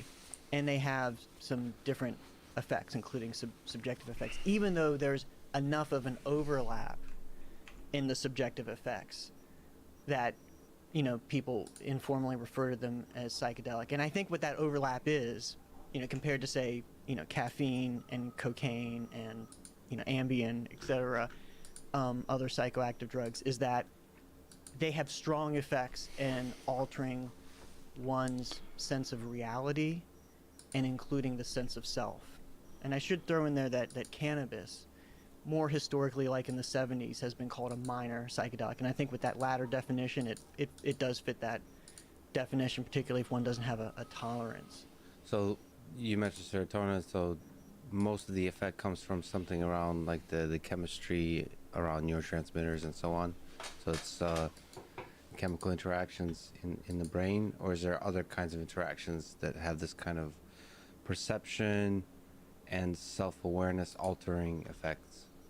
Well, as far as we know, all of the psychedelics of all the different classes we've talked about, their major activity is caused by receptor level events. So either acting at the post-receptor side of the synapse. So in other words, neurotransmission operates by, one neuron releasing neurotransmitter into a synapse, a gap between the two neurons, and then the other neuron receives. It has receptors that receives, and then there can be an activation caused by that. So it's like a pitcher and a catcher. Yep. So all of the major psychedelics work by either acting as a pitcher, mimicking a pitcher or a catcher. So for example, the classic psychedelics, they fit into the same catcher's mitt on the postsynaptic receptor side as serotonin itself. But they do a slightly different thing to the cell, to the neuron, than serotonin does. There's a different signaling pathway after that initial activation. Something like MDMA works at the presynaptic side, the pitcher side, and basically it floods the synapse or the gap between the cells with a bunch of serotonin, the natural neurotransmitter. So it's like the pitcher in a baseball game all of a sudden just starts throwing balls like every second. Everything we're talking about, is it often more natural, meaning found in the natural world? You mentioned cacti, cactus. Or is it chemically manufactured, like artificially in the lab? So the classic psychedelics, there's... what are the classics? So yeah. Using terminology that's not chemical terminology, not like the terminology you see in titles of papers, academic papers, but more sort of common parlance. Right. It would be good to kind of define their effects, like how they're different. And so it includes LSD, psilocybin, which is in mushrooms, mescaline, DMT. Which one is mescaline? Mescaline is in the different cacti. So the one most people will know is peyote, but it also shows up in San Pedro or Peruvian torch.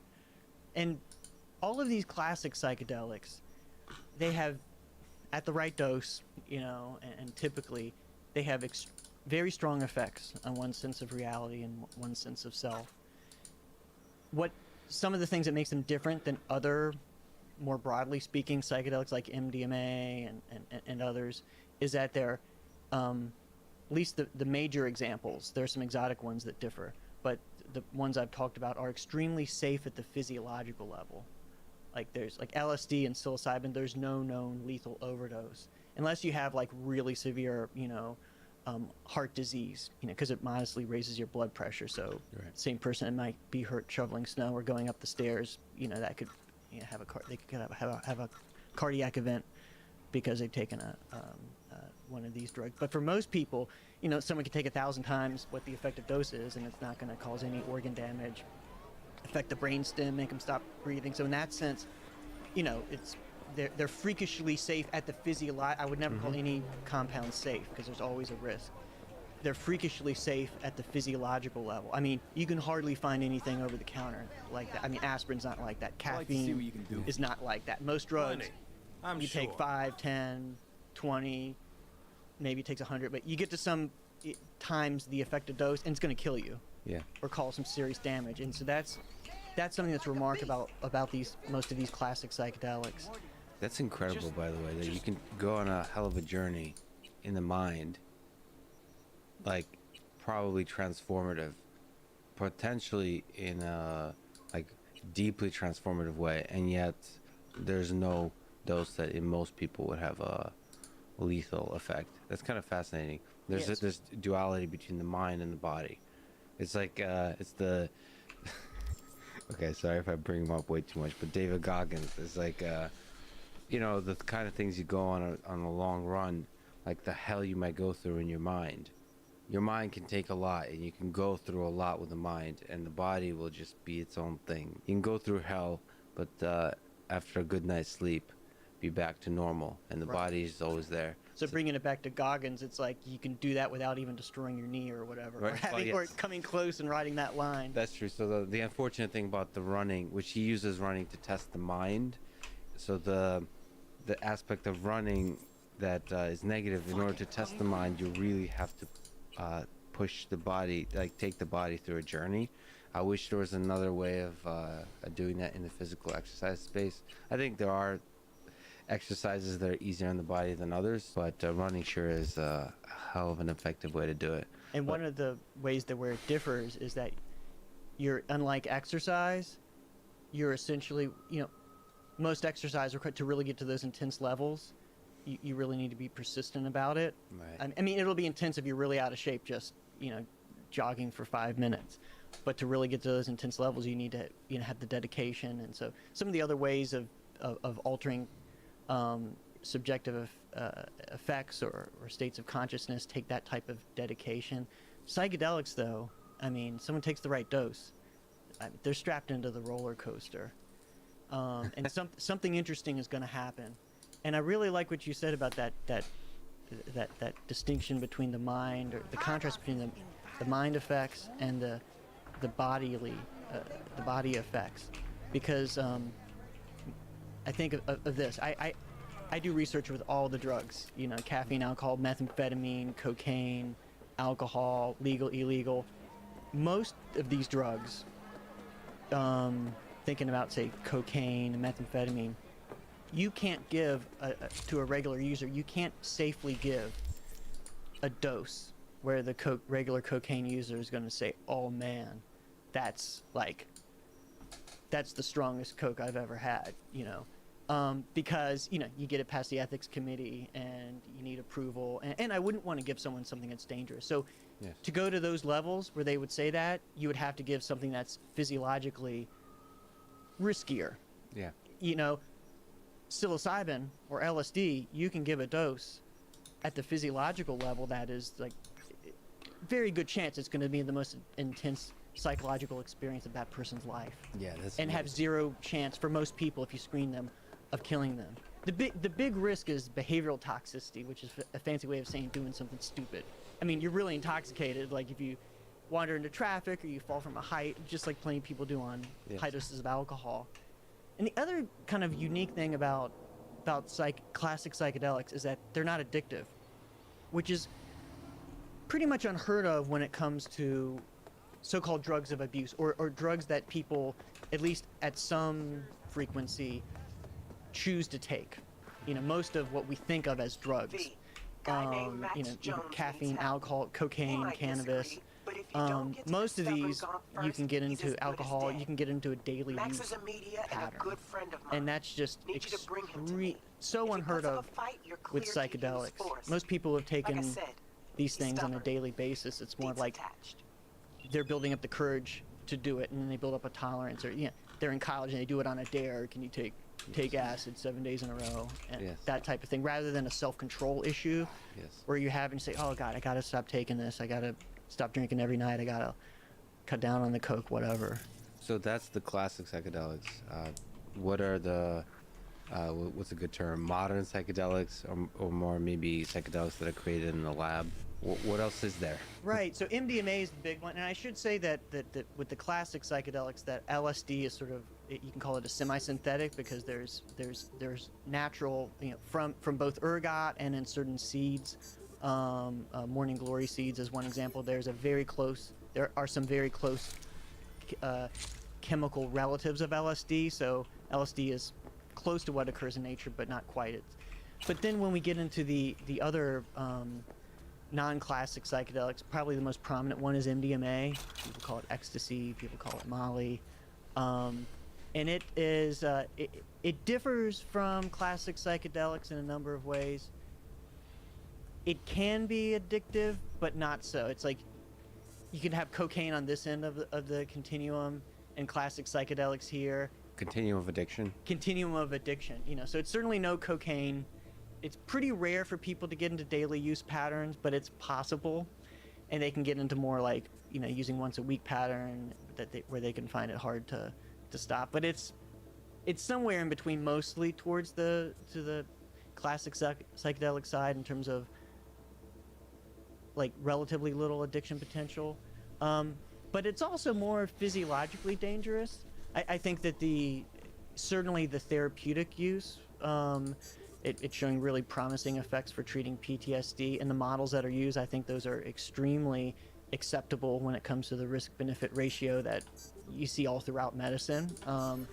But nonetheless, that we do know that at a certain dose and a certain frequency that MDMA can cause long-term damage to the serotonin system in the brain, so it doesn't have that level of kind of freakish bodily safety that the classic psychedelics do. And it has more of a heart load, a cardiovascular, I don't mean kind of emotion, I mean in this sense, although it is very emotional, and that's something unique about its subjective effects, but it's more of a oppressor. And the terminology used instead of like a freakish capacity, allowing you from a researcher perspective, but a personal perspective too, of taking a journey with say some of these psychedelics that is the heroic dose, as they say. So like these are tools that allow you to take a serious mental journey, whatever that is.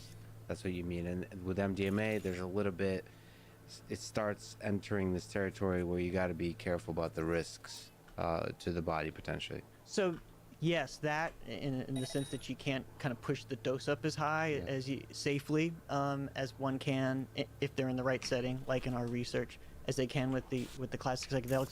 But probably more importantly, just the nature of the effects with MDMA aren't the full on psychedelic. Got it. It's not the full journey, you know. So it's sort of a psychedelic with rose-colored glasses on. A psychedelic that's it's been called more of a heart trip than a head trip. The nature of reality doesn't unravel as frequently as it does with classic psychedelics. But you're able to more directly sense your environment, so your perception system still works. It's not completely detached from reality with MDMA. That's true, relatively speaking. That said, at most doses of classic psychedelics, you still have a tether to reality. Right. Changes a little bit when you're talking about smoking DMT or smoking 5-methoxy-DMT, which are some interesting examples we could talk more about. But with with MDMA, it's for example, it's very rare to have what's called an ego loss experience, or a sense of transcendental unity, where one really seemingly loses the psychological construct of the self.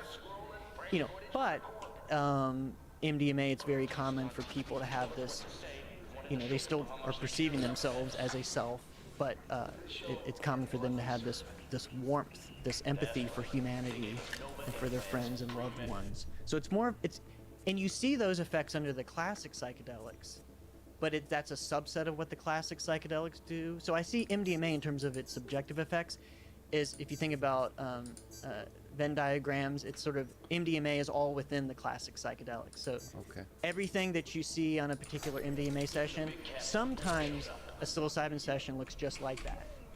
But then sometimes it's completely different with psilocybin. It's a little more narrowed in terms of the variability with MDMA. Is there something general to say about what the psychedelics do to the human mind? You mentioned kind of an ego loss experience. In the space of Venn diagrams, if we were to like draw a big circle, what can we say about that big circle? In terms of people's report of subjective experience, probably one of the most general things we can say is that it expands that range. So many people come out of these sessions saying that they didn't know it was possible to have an experience like that. So there's an emphasis on the subjective experience. That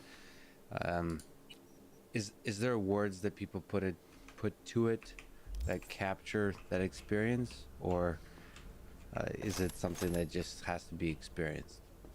Yeah, people As a researcher, that's an interesting question because you have to kind of measure the In the summer of 2020, of this NASA's and, Pathfinder how do you mission convert that set into off for numbers? Jupiter. It was That- the that's buzz what the of essay every ultimately radio tells. station, So TV, is that media even- outlet, and is that scream sheet. possible to, one, Stills convert of it the into crew words, were and second, plastered on convert the every words type into of numbers commemorative somehow? merchandise do a lot imaginable. of Mugs, that with t-shirts, plates, questionnaires, bobbleheads, some of which are bumper very stickers, the list goes on. psychometrically But validated. just a week so later, the lots steady of numbers have been stream crunched of on them. information And dried there's always a limitation with, to a trickle. with questionnaires. A I mean, month later, subjective the effects are world had subjective all effects. Ultimately, but what the forgotten. person is World have all but forgotten reporting, them. and that 3 doesn't years later necessarily and point 2 towards days, a 2 ground years truth. before the planned entry what into they're- Jupiter's orbit, a So, conflict for example, if someone says now that they known felt as like the they touched 14 another Cobra dimension, or they broke felt out. like they Cape sensed Canaveral the was one reality of the first God, strategic sites or raised to the they, ground. NASA's Mission Control Center, you know, along with the I Pathfinder, mean, just you even name the it, people's vast reaches ontological of space had been cut views off. can sometimes shift. Even I think the that's more about where opposing they're science coming from, and I don't signed- think it's the, even when the- quintessential when way the in which opposing they work. science There's plenty of finally, people that hold onto a completely naturalistic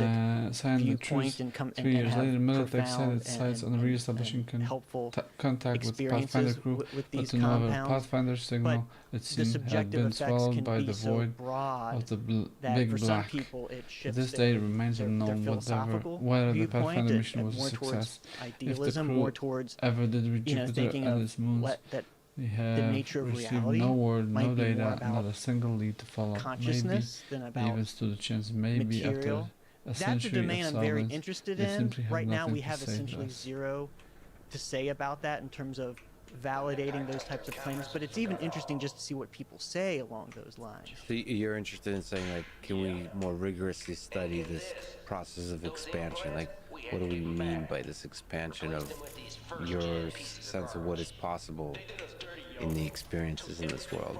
Right, as much as what we can say about that through naturalistic psychology. Right. Especially as much as we can root it to solid psychological constructs and solid neuroscientific constructs. And I wonder what the impact is of the language that you bring to the table. So you mentioned about God, or speaking of God, a lot of people are really interested in theoretical physics these days at a very surface level, and you can bring the language of physics, right? You can talk about The quantum European mechanics, Space you Agency can talk started about out with seemingly general noble relativity intentions. We will and, open the door curvature to of the universe, the space-time, solar and using system, just that home language to all. without a deep technical understanding of it. And so on and so forth. It didn't take long for these catchphrases to reveal themselves for what they truly were: colonial ambitions wrapped up in lofty ideals. We, the builders and the first inhabitants of O'Neill 1, have witnessed this firsthand. The ESA sent us into space with promises of a new life and a better tomorrow. Instead, what lay in wait for us was a complete lack of freedom and backbreaking work in extremely dangerous conditions. We would have pulled through, we would have toughed it out for the greater good if only they treated us as human beings, informed us of their decision, listened to our concerns and requests, but the ESA ignored us. The consequences were inevitable. In 2022, after completing construction of the station, our situation was critical. Station management demanded 18 hours of work every day, 7 days a week, from everyone, regardless of age and or health condition. Our peaceful protest was met with a disproportionate use of force, which included stun guns. They thought it would break us, just like the countless protests they broke back on Earth. The thing is, out here it's not easy to call for reinforcements. Workers outnumber guards 40-1, and one stun gun charge held only 15 rounds. The ESA's management had effectively shot themselves in the foot. It was over before they could realize. Only 7 hours passed before O'Neill 1 and O'Neill 2 declared independence and became the first nations established outside Earth.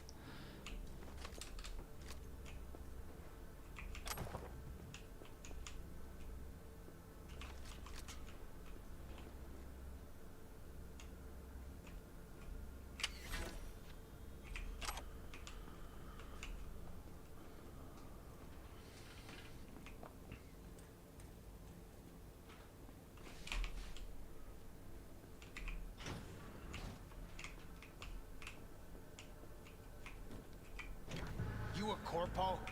Tell me, or I shoot. Not a fucking suit. Name's V. Regina sent me. Regina. Tell her she...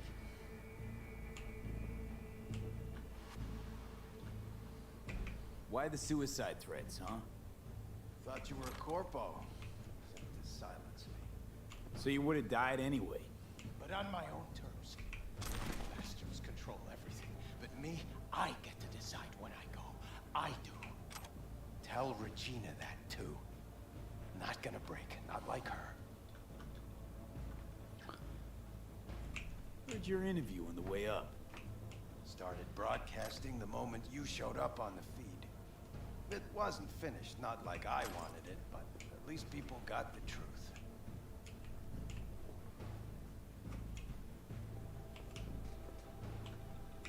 That loaded.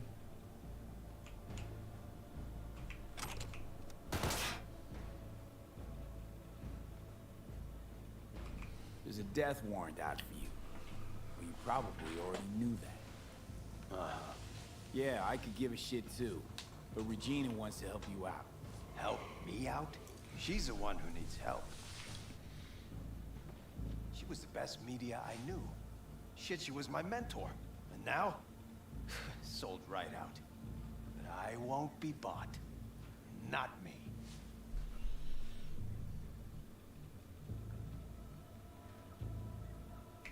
Regina was your mentor? Not just mine.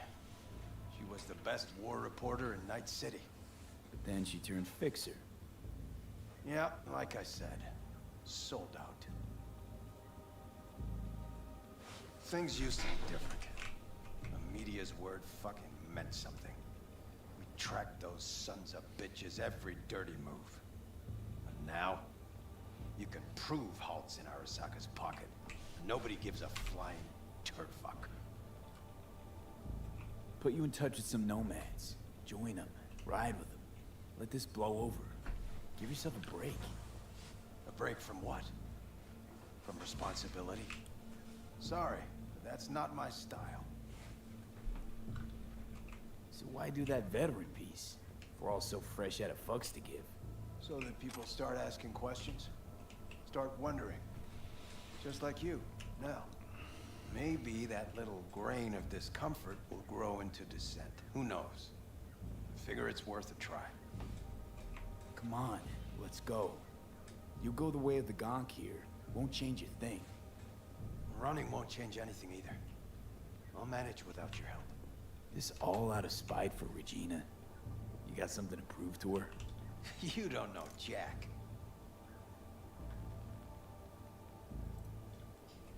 You got an itch for the truth, don't you?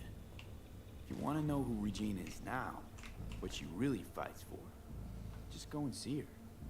At the very least, it'd mean a lot to her. Max?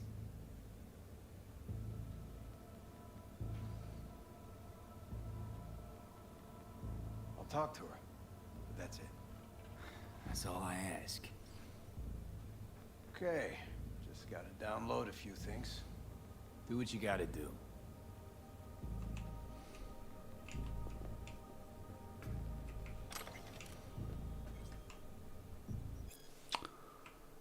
I read that one. Latin Wars. Latin American Wars? Okay. No. Car's waiting for you. Yeah, there we go. Latin American Wars. As a direct result of the armed conflicts on the US South from the early 1990s until the 2000s, Latin America, comprising South and Central America, remodeled itself into a strong federation of independent nations bound through mutual aid and cooperation. The US military presence was forced from Latin American territories, with the exception of Panama, where it stood its ground despite fierce pressure from guerrilla forces. Many researchers and contemporary historians maintain that, in fact, the LATAM wars were responsible for US's eventual collapse, making up the gang of four, CIA, FBI, DEA, and NSA, and decimating the US Army. However, it's important to bear in mind that no external conflict could have toppled the colossus of American imperialism were it not already built on clay foundations. That kind of narrative is similar to what we know inside Metacorp.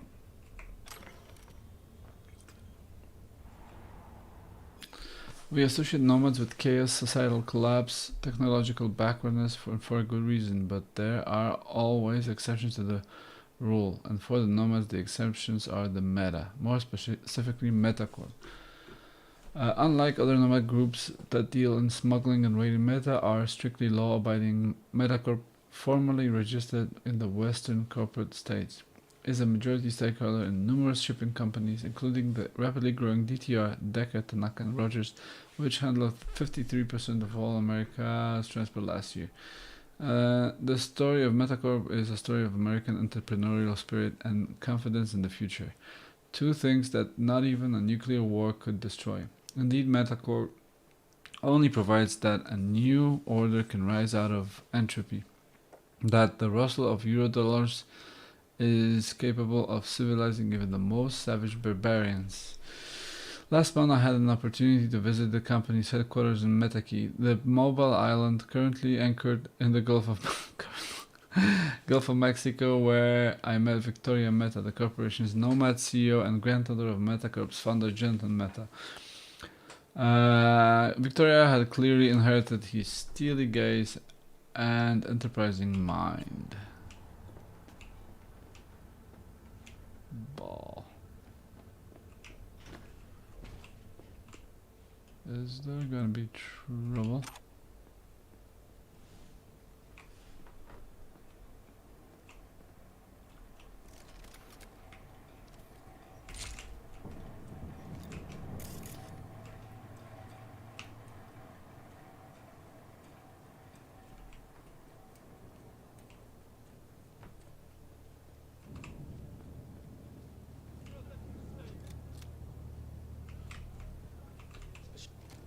No time to waste.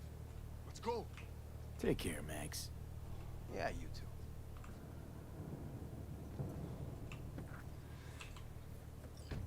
Why did you get in the drop?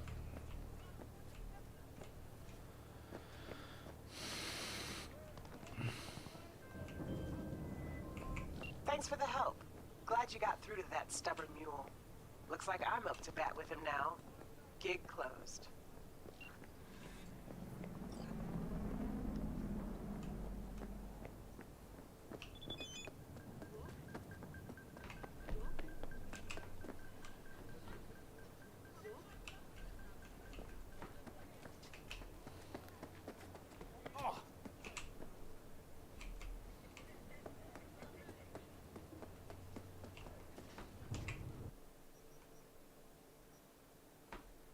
Heavy machine gun, 0 DPS.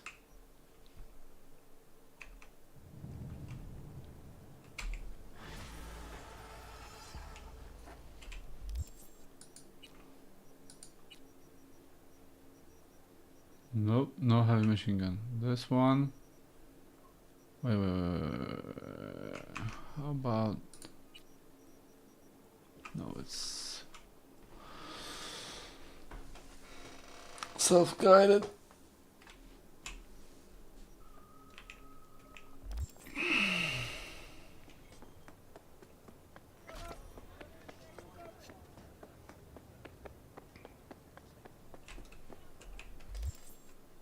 Wait a minute. We got a Ripper Dock here. We've got...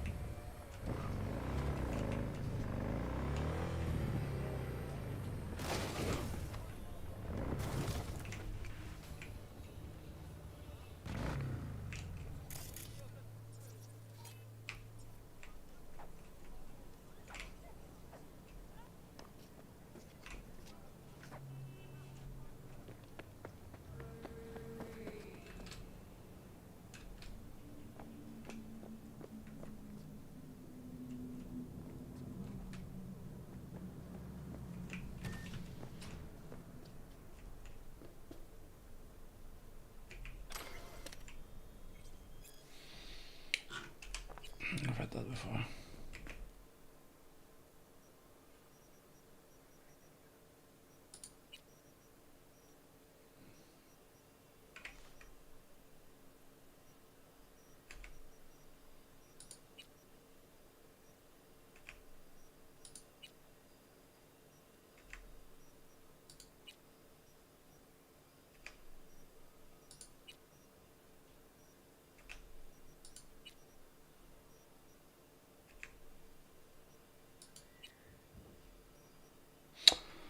Almost had the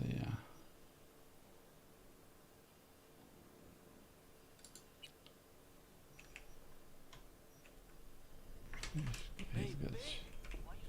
How about trade? Are there any upgrades? Chemical damage and a small just apply poison. That's pretty good. Electrical shock, increasing damage on drone mechs and robots. I get the poison ones. Burst of duration, monowire. Okay.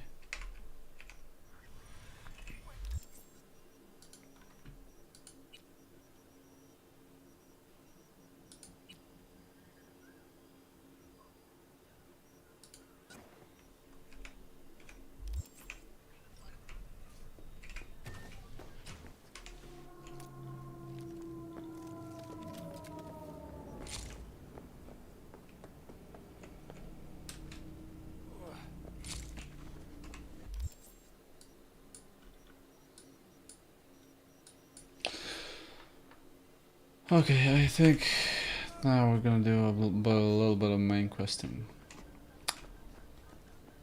Well, main. First, we. Okay.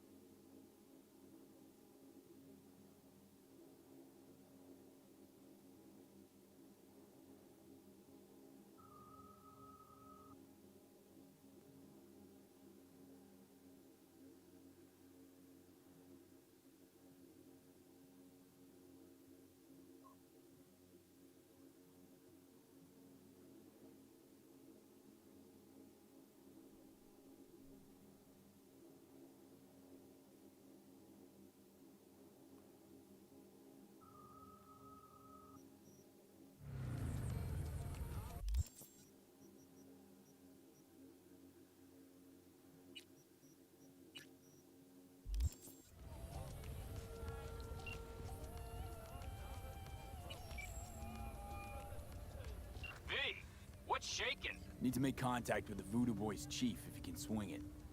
All right. Straight to heavy business. Now, that'd be Maman Brigitte. Be tough getting a word into her.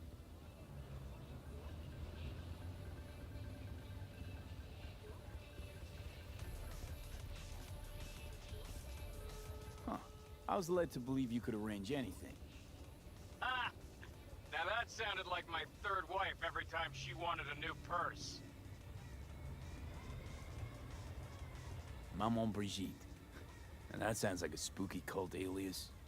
Have not had the pleasure of asking her personally, but it is what everybody calls her. Doubt the title has any real religious weight, though. Voodoo Boys play pretty fast and loose with their Haitian heritage.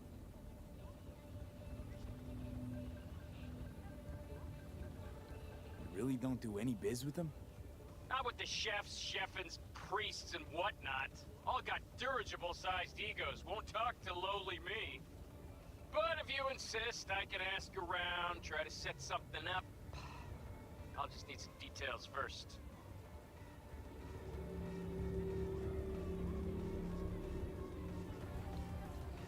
Sorry, it's personal.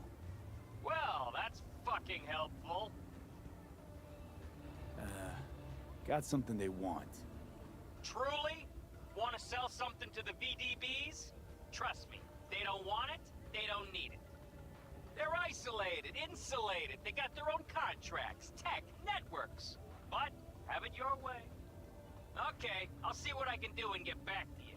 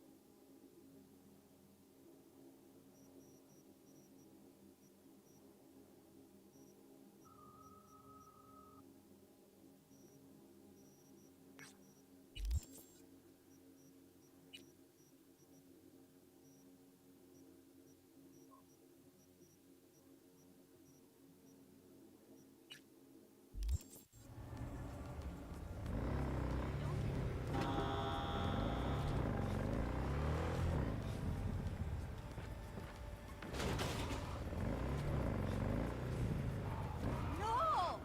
He'll kill me.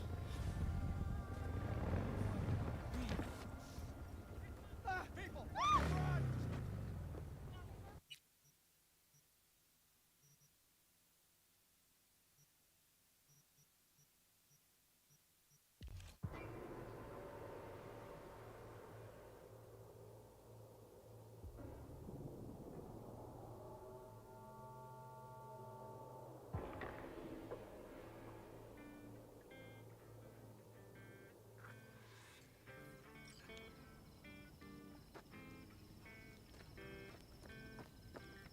No, the rest will stay here in camp. I want patrols every half hour, reporting directly to me. Are we preparing for a visit from Biotechnica? Or a fourth corporate war? The Raffins could surprise us at any moment. You're not blowing this a little out of proportion? I don't want any more surprises. Besides, we look good, aware, prepared.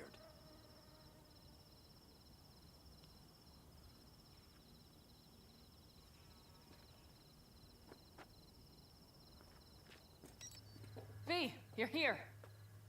What is he doing here? I forbade you from even breathing on that Militech convoy, so you call in your friend? To do it all behind my back? Is that it? Uh-huh. That's exactly why I had V come and stand right in front of you. You really think you can forbid Pan Am from doing anything? Trust me, no point. She'll do whatever she wants. No, she won't. Not if she plans to stay in this family. Damn it to hell, Saul. Are you seriously considering letting that basilisk slip through our fingers?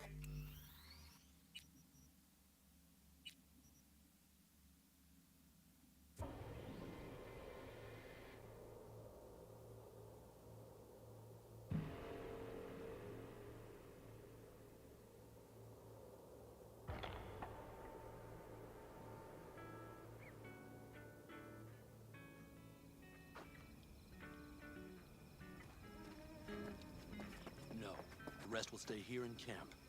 I want patrols every half hour, reporting directly to me. Are we preparing for a visit from Biotechnica? Fuck you! Or a fourth corporate war? The Raffins could surprise us at any moment.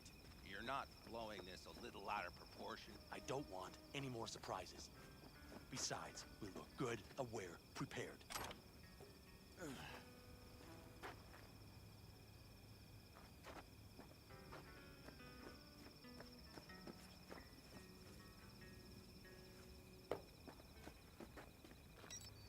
V, you're here.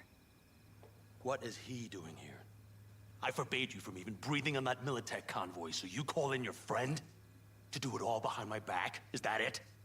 Uh-huh. That's exactly why I had V come and stand right in front. Got no fucking clue what's going on here. Damn it to hell, Saul.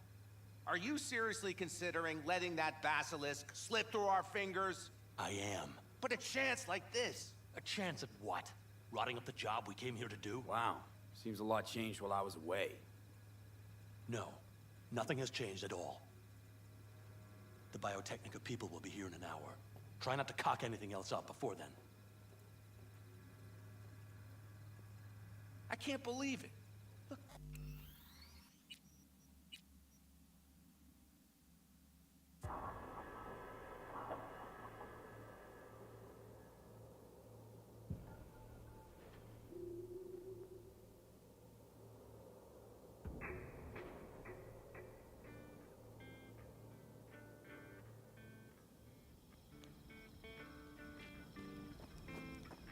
No. The rest will stay here in camp. I want patrols every half hour, reporting directly to me. Are we preparing for a visit from Biotechnica? Or a fourth corporate war? The Raffins could surprise us at any moment. You're not blowing this a little out of proportion? I don't want any more surprises. Besides, we look good, aware, prepared.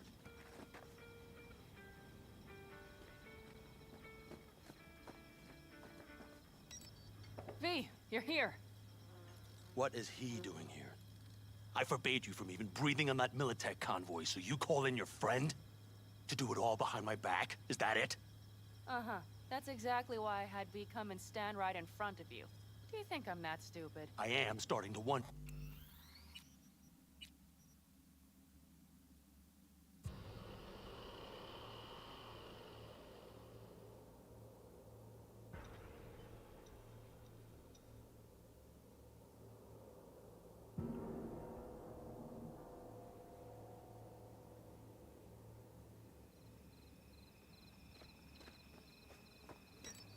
V, you're here. What is he doing here? I forbade you from even breathing on that Militech convoy, so you call in your friend? To do it all behind my back? Is that it? Uh-huh. That's exactly why I had V come and stand right in front You of really think you can forbid Pan Am from doing anything? Trust me, no point. She'll do whatever she wants. No, she won't. Not if she plans to stay in this family. Damn it to hell, Saul.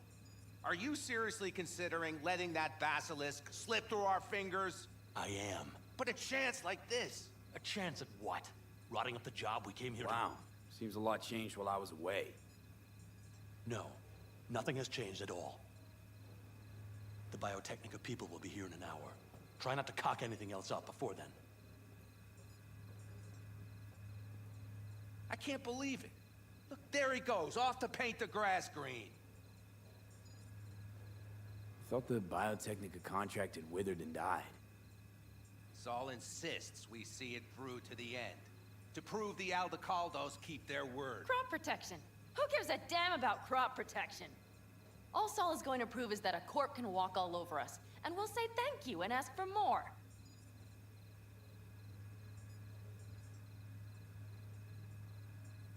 What's this basilisk nonsense? It's an armored Militech cargo panzer. Junk from back in 2060 or so. They want to peddle it off to a backwards country, somewhere it can still pass as a technological wonder. The Militech convoy will take the 101 right past us. Shame not to say hello. Let me guess. Whole thing's your idea. How did you know? Saul wouldn't be quite so pissed if it weren't. I believe V is right. If If this had been Saul's idea, he would have seen it as the greatest plan on God's green earth. Bull. Saul isn't that petty. He's simply a coward. He would rather play it safe, bide his time. For the family. Is this basilisk worth another fight with Saul? Yes, a craft like that would finally put us back on the right path.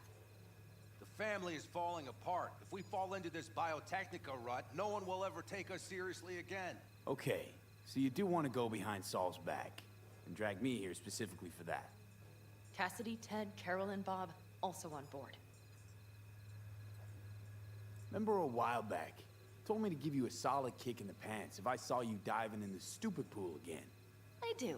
Yet that was before our tandem raid on the Raffin camp. I believe you lost your opportunity there. Nope, different that. Rescue mission. Someone from the family. Now, you're out to plain trick 'em. If you plan to lecture me, you can damn well go right now. Why Saul got his briefs in a bunch over this basilisk?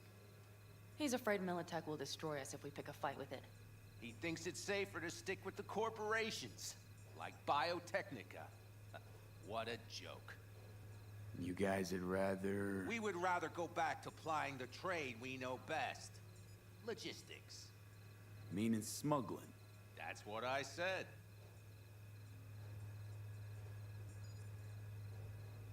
Thought you and Saul agreed to bury your carbines. So did I. But it seems that's only true when somebody is trying to kill us. Exactly.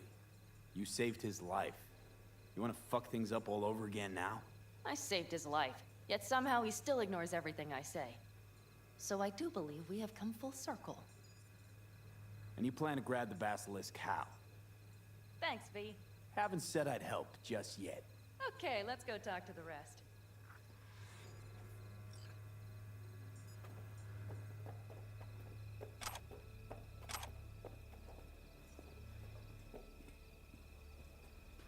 So, just the 4 vets on board with the plan. Nobody else? We didn't bother asking the others. There was too great a risk someone would take it to Saul. Besides, only the vets understand what we have to gain by having a basilisk. Sounds pretty risky to me. On the contrary, easy as pie. There won't even be much security on the convoy. Plus, we'll be doing our part towards furthering the cause of world peace. Why should this beast wind up being used in some little third world skirmish? We'll make better use of it right here in America. Wish I were on the road.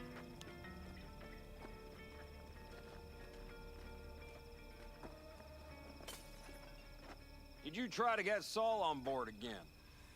No luck, huh? No. Okay, everyone listen.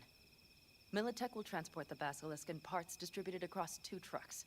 Wait, do I sense a quiver in your voice? Fuck you! The convoy will halt at the railroad crossing on the 101. We'll attack from behind, then get the hell out and away. Questions? Comments? Motions?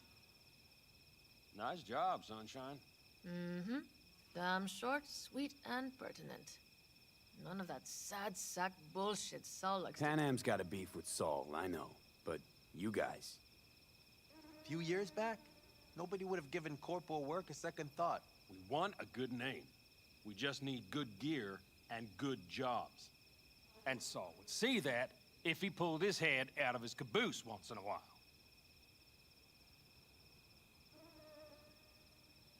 Okay, I'm in. Okay. Thanks. First, we'll ride to the station. The train engine we need to block the convoy's way is there. Are you riding with us, or will we meet you there? Riding with you. Excellent. Let's get going.